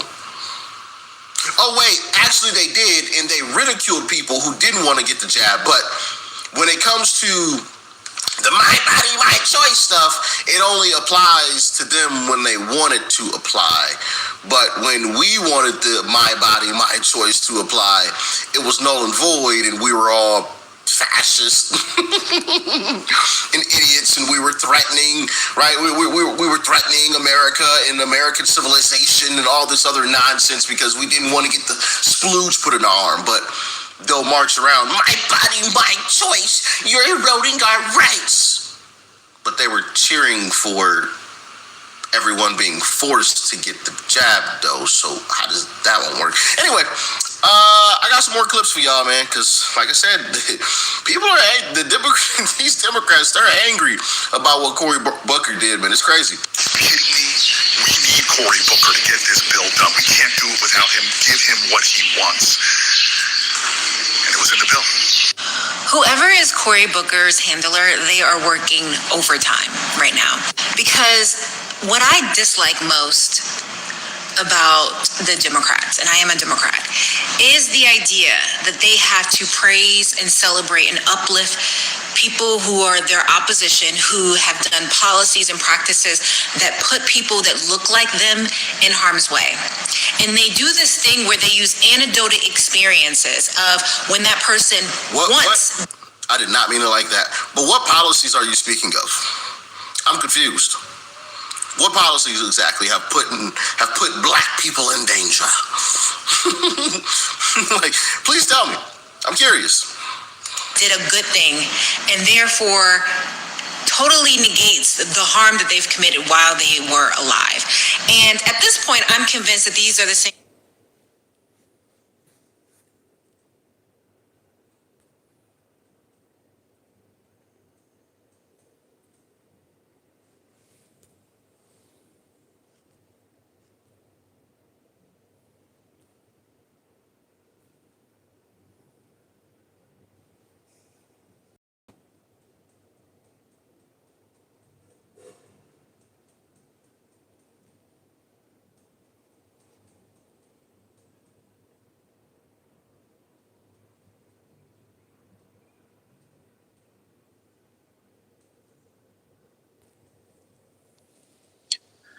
Stop saying Trump's a racist.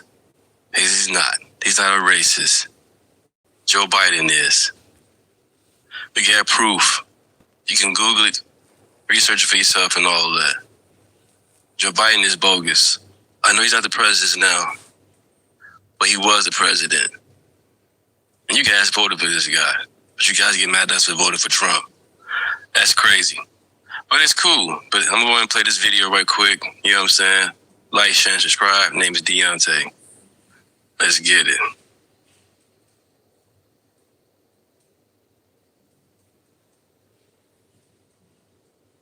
Joe Biden and the Democrats were all racist. Strom Thurmond was a clear racist.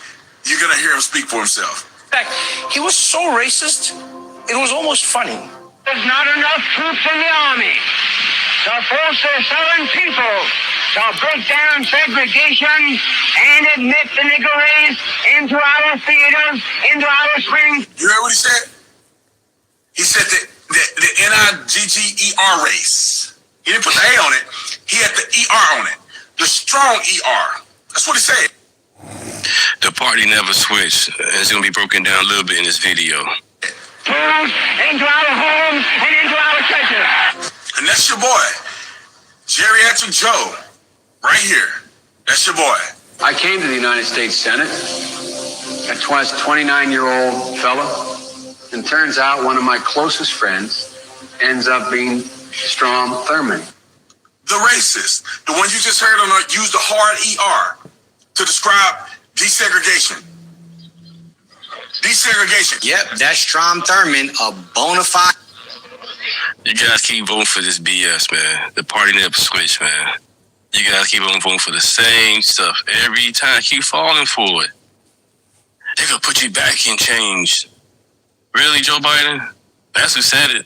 And you guys feared it. And went right for it. Amazing. Race. Are you serious about Obama being an ape and all that shit? That shit crazy as hell. Fuck that shit. There's many a picture that made fun of Trump being a tank or a orangutan or whatever monkey there is. Everybody being made fun of, you know what I'm saying, when it comes to these AI memes or just somebody drawing you looking goofy. Stop being sensitive. Obama ain't crying about it, and if he is, oh well. Y'all ain't crap about the movie called Planet of the Apes, where you had Michael Clark Duncan, he's a general, and the other people that was black playing the movie Planet of the Apes. Y'all ain't outraged for that. Y'all went to go see the shit. The movie with Mark Wahlberg and Tim Burton, the director. Yeah, white director, the main character was a white man. And the movie was based on Planet of the Apes. Come on, man. Y'all crazy as hell, man. Like, share, and subscribe, man. Selective outrage. We gotta grow up, man. On the real, get out our feelings. Ain't no way we out here protest over stupid shit. We voted for Trump to be the president.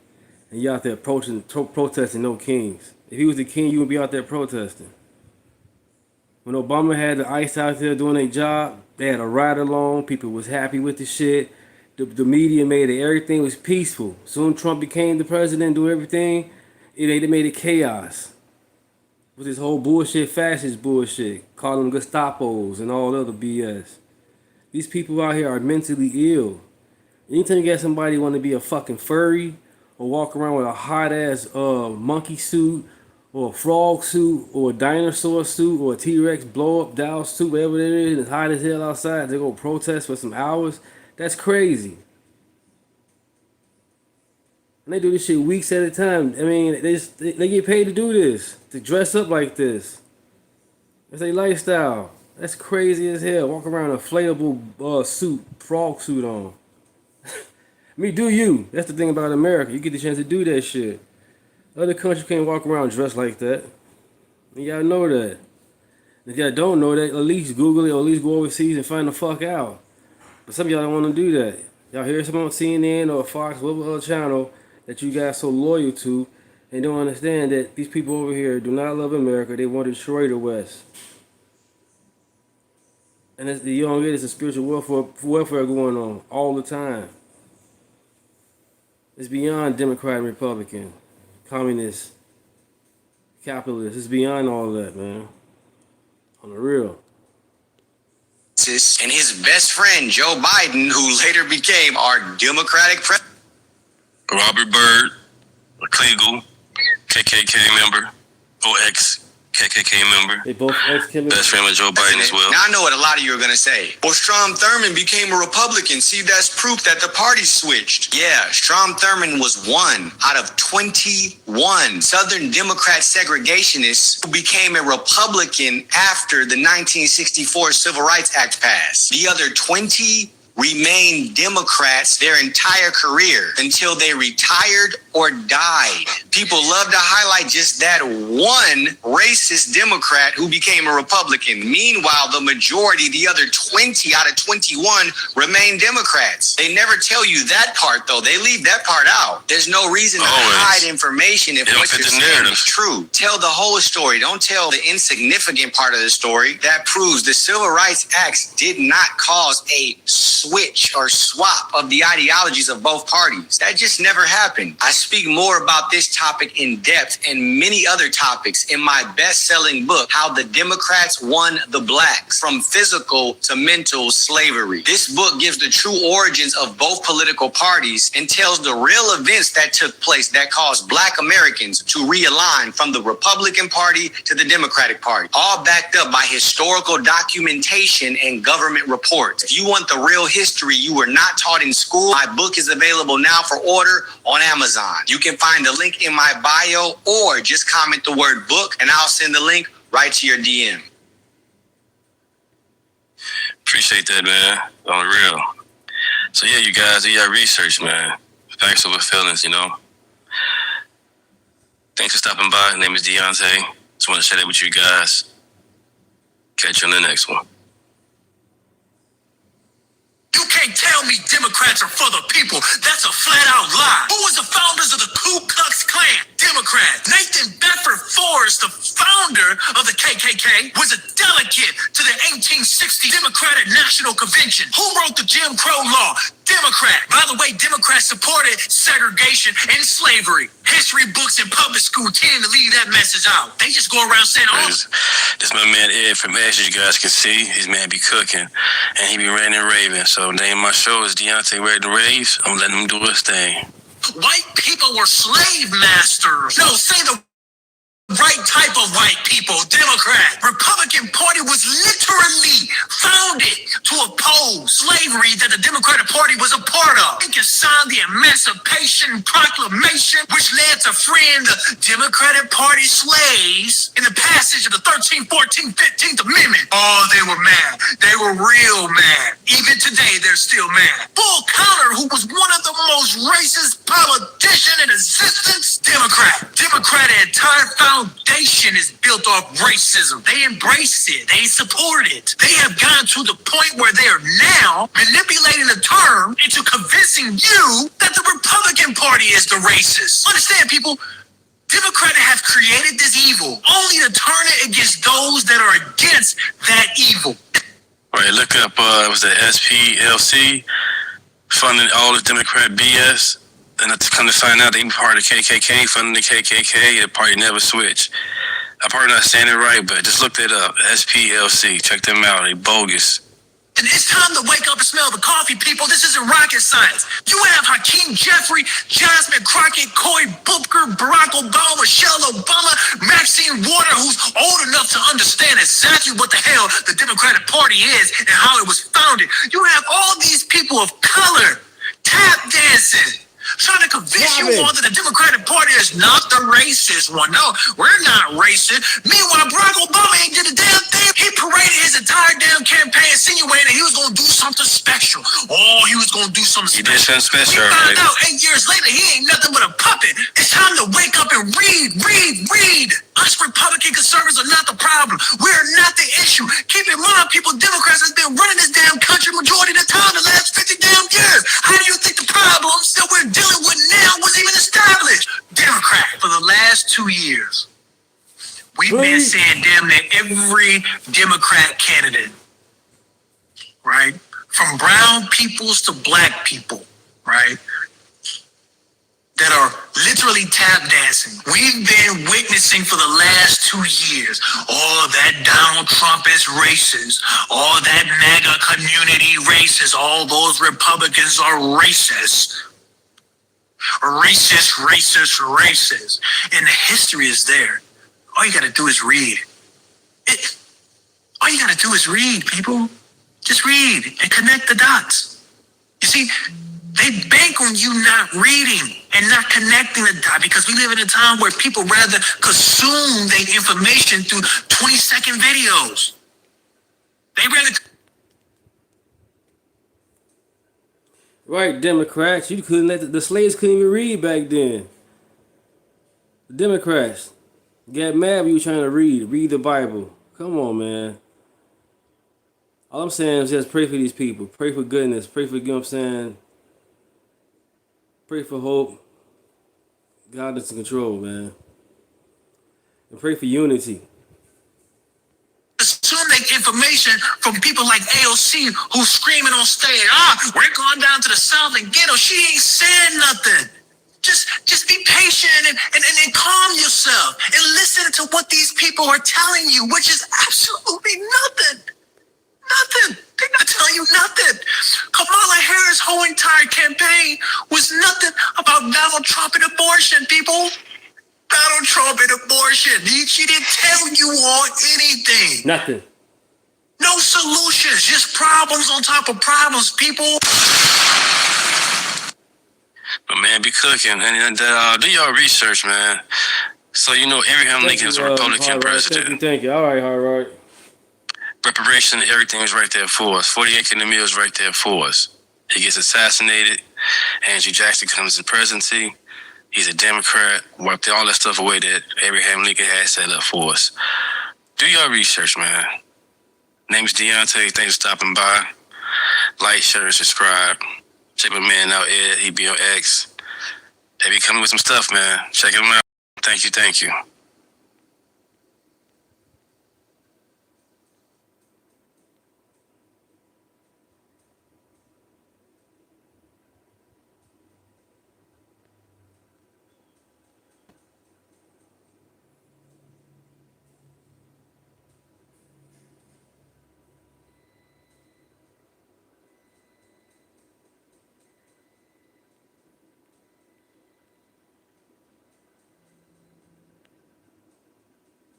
Life as a Democrat, and the way I feel right now, I will never vote for a Democrat ever again in my life. Honestly, I stayed loyal to the Democrat Party way longer than I probably should have. I mean, I voted for Obama in 2012.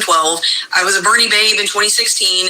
In 2020, I voted independent because I was starting to get fed up with the Democrat Party. And during the 2024 election is when I really realized that a lot of the things that the Democrats were saying either didn't make any sense or were completely opposite of what we have been saying for the past 4 years. And I honestly just cannot see myself supporting a party that doesn't make any sense anymore. Like, for instance, we spent the last 4 years telling people that it was privileged to care about gas prices when people were dying overseas, that the president doesn't control the gas prices. And now you guys are saying the direct opposite of all of that.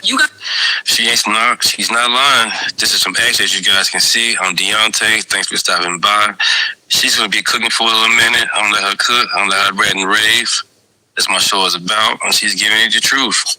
Guys are simultaneously making the argument that borders don't matter and that we should be ashamed because we stole the land from the Native Americans. If a mass migration of 25 million Americans into this country over the past 4 years is not a problem to you, then the fact that we migrated here all those years ago should also not be a problem. It's like, pick a side of the argument. You can't be on both sides. Is mass migration a good or a bad thing? And you say that voter ID laws are not necessary because it's already in the Constitution that you have to be a U.S. citizen to vote. But if that's the case, then why did we need DEI if we already had affirmative action? You say that no one should be able to tell you that you can't get steak and lobster and soft drinks and junk food on your EBT, but you're mad that the military is getting steak and lobster? And mind you, they were fed this steak and lobster before they went overseas to fight for the liberation. And do this every year, just about.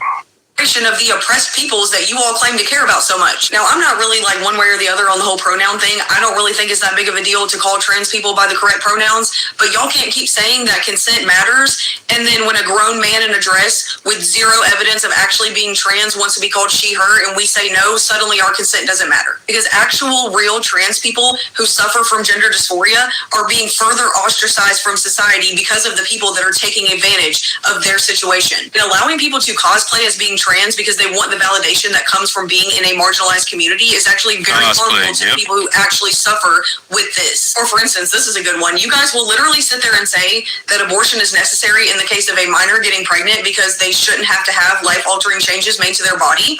And then you'll turn around and say that trans surgeries are necessary because they are able to make life-altering changes to their body. Whatever happened to the simple phrase, children can't consent, okay? It should apply across the board. And not only that, but when it comes to these transgender surgeries on minors, you guys are perfectly okay with the government overriding parental consent and then have the audacity to say, like and subscribe, you guys. Like and subscribe. Again, she's cooking, she's preaching. That it's the Republicans that are the ones that are infringing on people's rights. You guys are actually, I guess, unknowingly running with a narrative that implies that the government knows better about your child than you do. You guys will constantly get on here and bitch about how the government is corrupt and can't be trusted, and then you'll turn around and try to convince us that the best scenario is for the government to take control over the things that we need in our life. Our government being in bed with big pharma, with big food, with big agriculture, with all of these corporations is the reason why we as citizens are being taken advantage of, and yet your idea is to give them even more control over our lives. I mean, I was all in on you guys, okay? I was buying all of the Free Palestine stuff. I was buying the little bows that had the money going to the people in Gaza, okay? She was all in the Democrat Party thing. Wow, she was all in. Okay, you had us buying this stuff not knowing that this was a symbol of oppression. You had us thinking that we were being tolerant. Yeah, this stuff wasn't tolerance, okay? It wasn't inclusion. It wasn't acceptance. It was literal funding of terrorism. And yep, you conned us into it, okay? I'll admit it. But you're not going to con me anymore because now I know what it's like to have a president that actually stands on his word and does what he says he's going to do. I thought I had that with Obama. I was hoping to have it with Bernie. MAGA, I definitely thought I had it with RFK Jr., so him partnering with Trump was probably the best case scenario for me. And the fact that Trump himself called RFK Jr. and asked him to partner with him the day after he was shot proved to me that this is a changed person. This is somebody who actually wants to leave a legacy, that actually wants to mean something when they leave the Oval Office. Bro. So yeah, while I may not be a full-on Republican You all good, all right? No problem. or anything, I am no longer a Democrat. Hell no, no longer Democrat. No longer voting for Democrat. I don't care. When Trump out of office, I'm going to still be MAGA, America first, regardless. You know, I've been red pill. I know my lesson. No more dumb stuff. Common sense. Ever. Okay? I'm definitely MAGA. I'm definitely MAHA. But I am never, ever identifying as a Democrat ever again. There you go. She broke it all down for you guys. She was long-winded with it, but everything she said was the truth. You know, the Democrat Party is part of corruption. They don't care about you. They care about the illegals. They don't care about the Americans at all, and it makes no sense. This is America. Take care of home. Other than that, like and subscribe. Glad you guys stopped by. Thank you.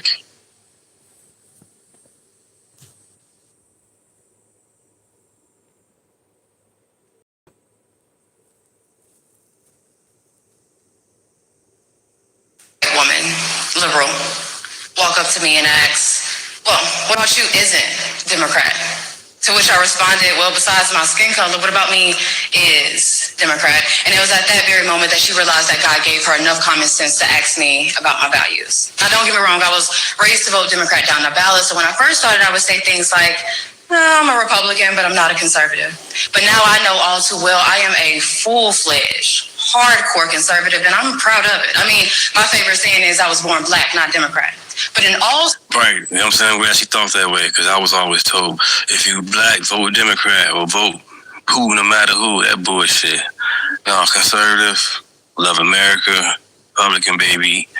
You know what I'm saying? So let's continue to cook, but you guys can see some eggs. She's cooking. Seriousness, whenever I began to think for myself politically, the choice was easy. I mean, why would I want to belong to a party whose mission is to infringe on the Second Amendment, as if a criminal would ever participate in something like a mandatory buyback. Right, putting up stickers on doors where no guns allowed. Like she said, like a criminal going to just listen to a sign or even read a sign. Half these criminals can't even freaking read. Why would I want to belong to and endorse Well, can't even tell what time is when it comes to a hand clock. a godless party? Because there is no such thing, and I mean no such thing as a trans child. We have confused children and sick enabling adults. Man. Why would I want to belong to a party that takes pride in shedding innocent blood? Number one, as if that's not what God hates. Number two, as if there's not a black market for baby organs. And number three, as if abortion clinics didn't start in the hood. Hello. Because if you think Trump is bad, Start with the KKK party, the Democrat party. Marjorie Singler, whoever her name is, she's a Democrat. She pushed that shit. And here we are. Millions of babies aborted. you should research exactly who Marjorie Sanger was. But speaking of the there black you go. That's her name right why there. would I want to belong to a party who's responsible for the foundation of the Triple K? But it's not just that. Supposedly in the 1900s, the party switched, right? But what never changed, what I noticed never changed, is Democrats' love for immigration, how they have always prioritized it. I mean, Hello, see? Listen. It's all about the message. Just listen. imagine every single Democrat leader helping you joke about what a black job is in 2024, exposing your ignorance on 1924 and how imperative the Immigration Act of that year was, how it was all reversed in 1965 with the Hart-Celler Act, how Congress refuses the advice of the Rockefeller Commission and the Hesburghs Commission, and how to this day they refuse to adopt the Barbara Jordan Blueprint, validating every single thing that Dr. Claude Anderson spoke of generally, but specifically what Mrs. King spoke of in 1991 with her letter to Congress. Now look, I'm not saying that the Republican Party is perfect. We know that. Nobody's perfect. Nope. What I'm saying is I saw with Malcolm X when he said that the liberals were the worst thing that could ever happen to the Western Hemisphere, but y'all ignore that, just like how y'all ignore LBJ saying, and I quote, "I'm going to have Negroes voting Democrat for the next 200 years, and by God, 60 years later, I see no sign of recourse, but rest assured your vote is your voice, even if it is a whisper." How I became a conservative, truth, is to be a Black Democrat, to be a pawn in the chess of power and profit, is to be a Black conservative, the player that society fears, uncontrolled, self-educated, and most importantly, free. Boom, boom, boom, boom. Definitely free. You know, and this whole thing is crazy. I lost friends and family members because I'm conservative now. I'm a Trump supporter. And that's okay. I'm praying for them. I wish the best for them, because other than that, I was a Democrat, and so by me being a Democrat, I had the experience of the bullshit. I woken up. We got red pill, MAGA, ultra MAGA. Something to share that with you guys, you know. X be coming with some really good stuff to share with, good content. And I hope you guys like it. I share it with you guys, you know. Name is Deunta. Like and subscribe. Thank you.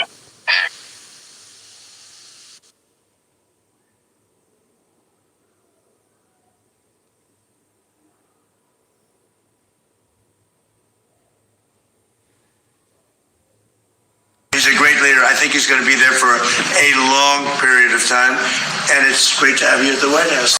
Much. Thank you. Thank you very much. And he's a young man. He's young and he's handsome, which I don't like. I'm not happy about that. That's the president with the leader, the prime minister of Iraq today. So you know what that is. That's a little nudge to Iran. Hey, Iran, we don't need you. We got Iraq. He's pointing out that there's a lot of oil in Iraq, and we're getting our hands on that oil.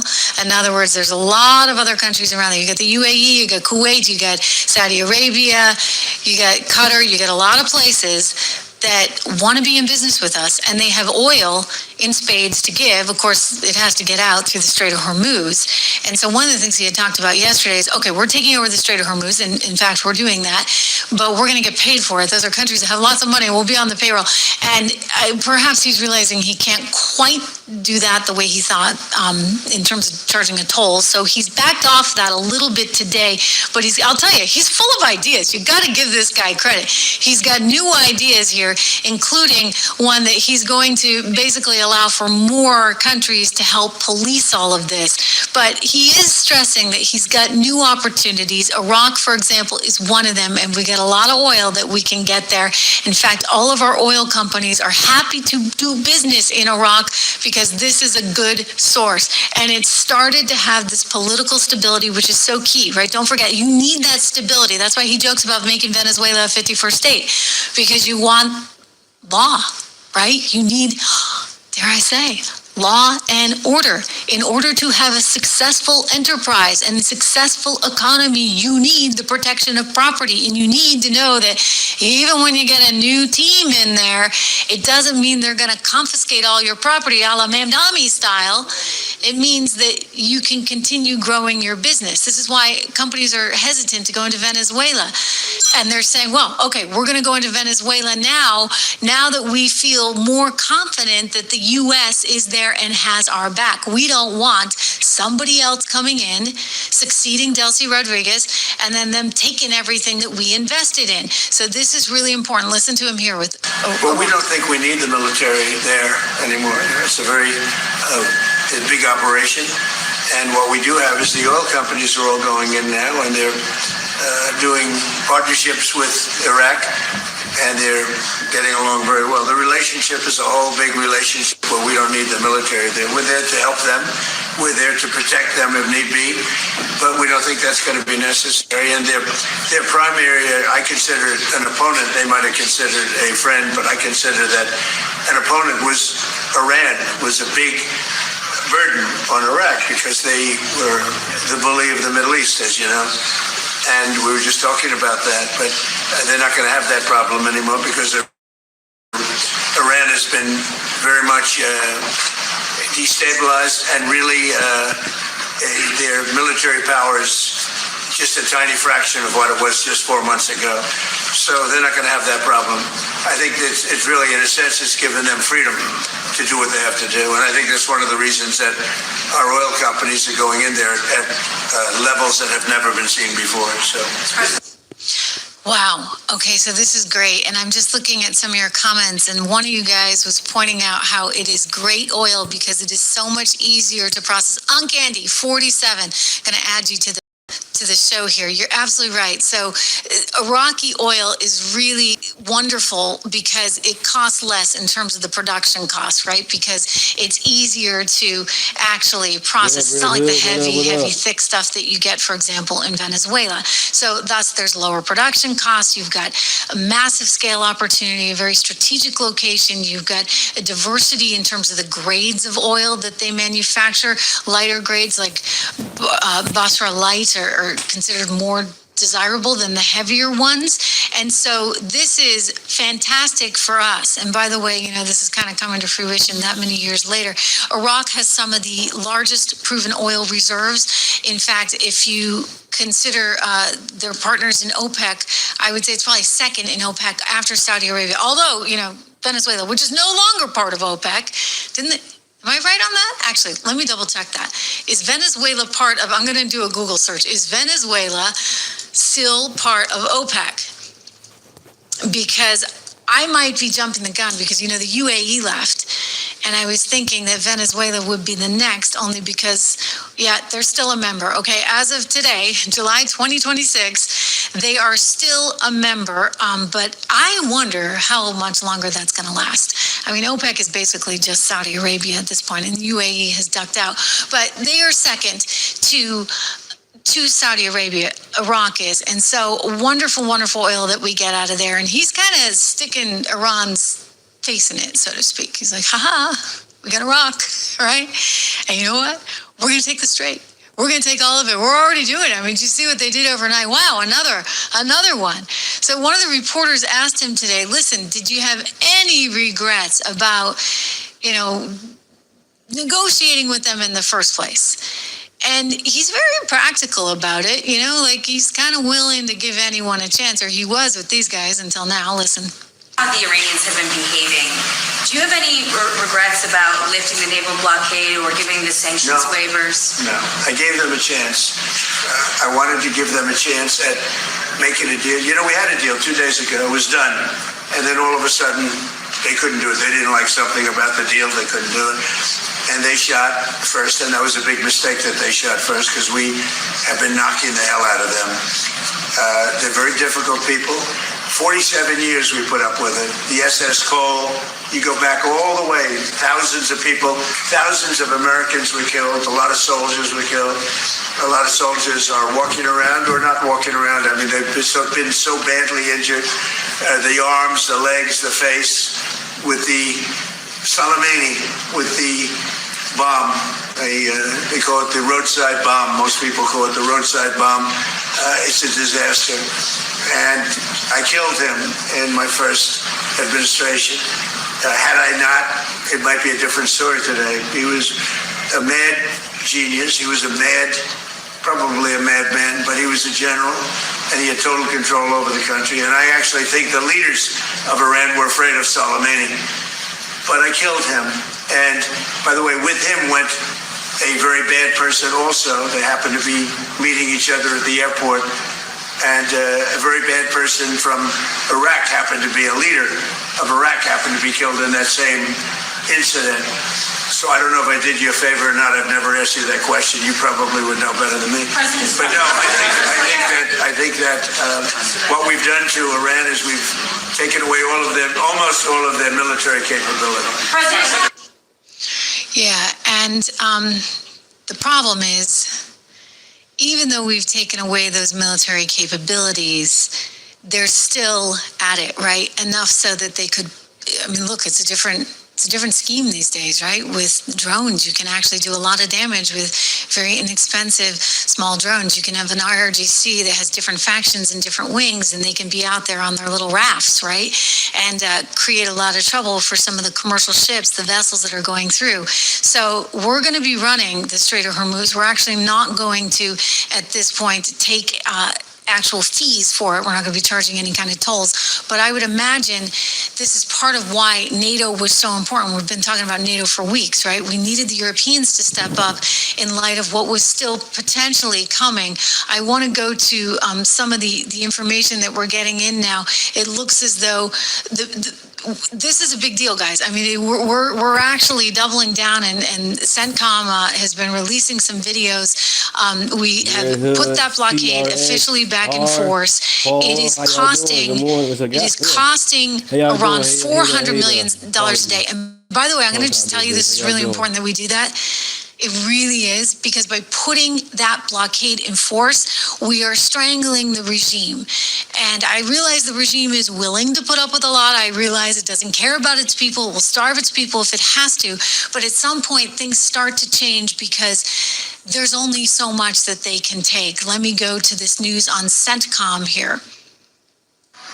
Good afternoon, Griff. The blockade is back on, and when fully enforced by the U.S. Navy, it will cost Iran over $400 million a day. And tonight, on President Trump's orders, a sixth wave of U.S. airstrikes is striking Iran. That's the sixth time over the past week. And while it's been relatively quiet here in Israel in recent weeks, Prime Minister Benjamin Netanyahu had this warning for Iran earlier today. Do not count on it being quiet if you attack us. Do not count on a rerun.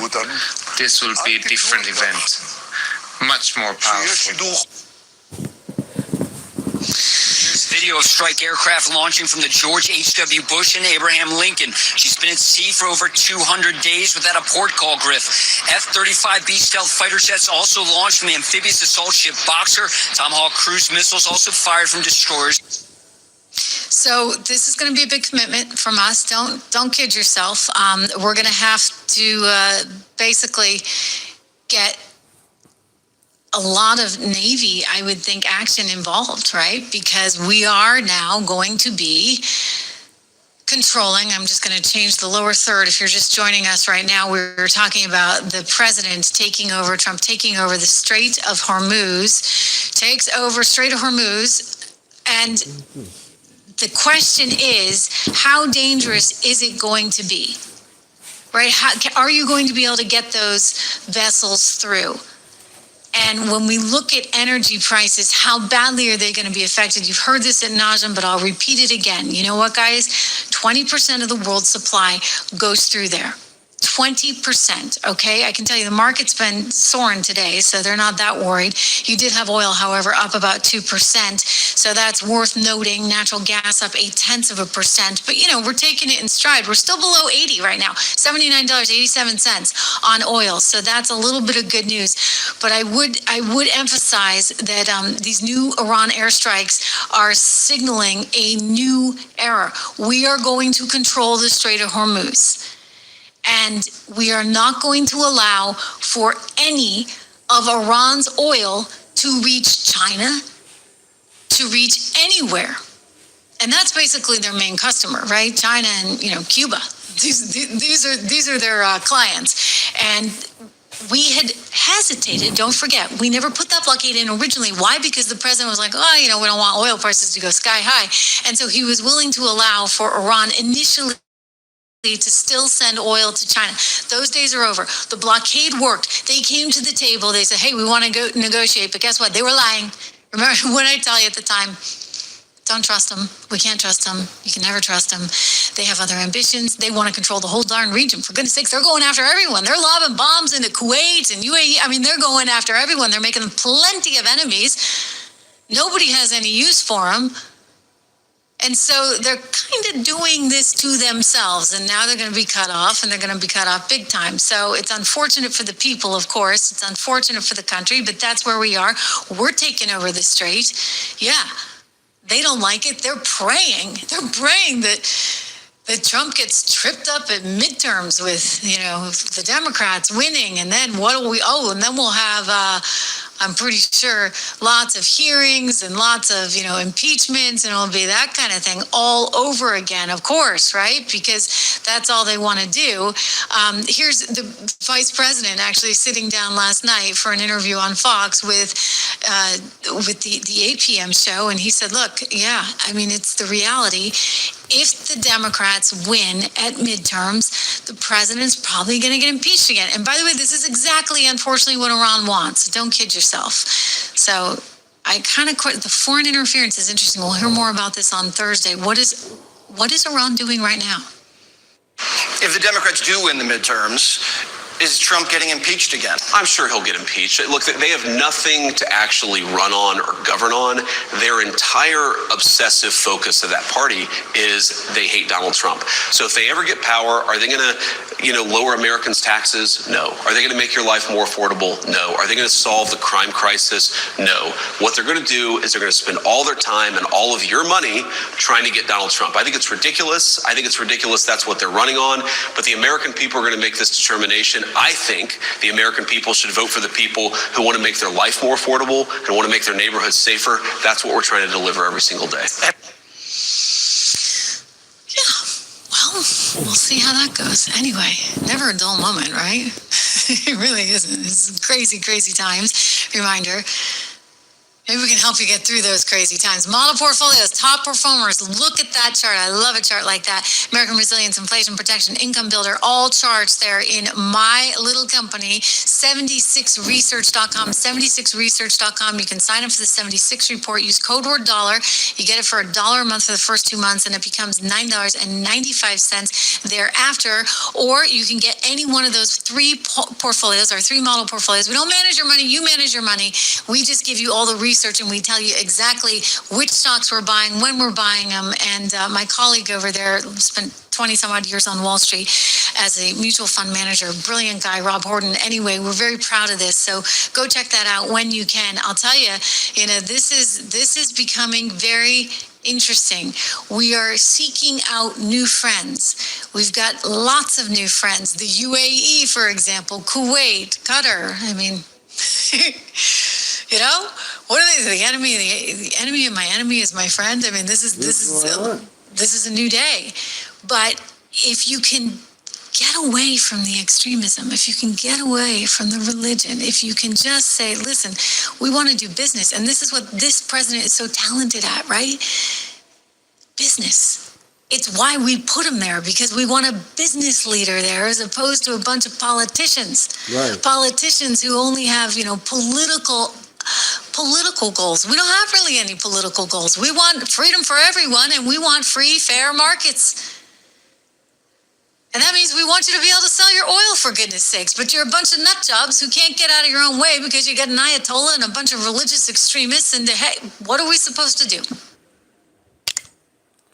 All right, you guys. I'll be back tomorrow in the morning. Appreciate you guys. Usually I go about 3 hours, but it's kind of late. Dinner time with the wife. Love you guys. Appreciate you guys. I'll be back tomorrow. Like, share, and subscribe. Thank you. Hit the all button.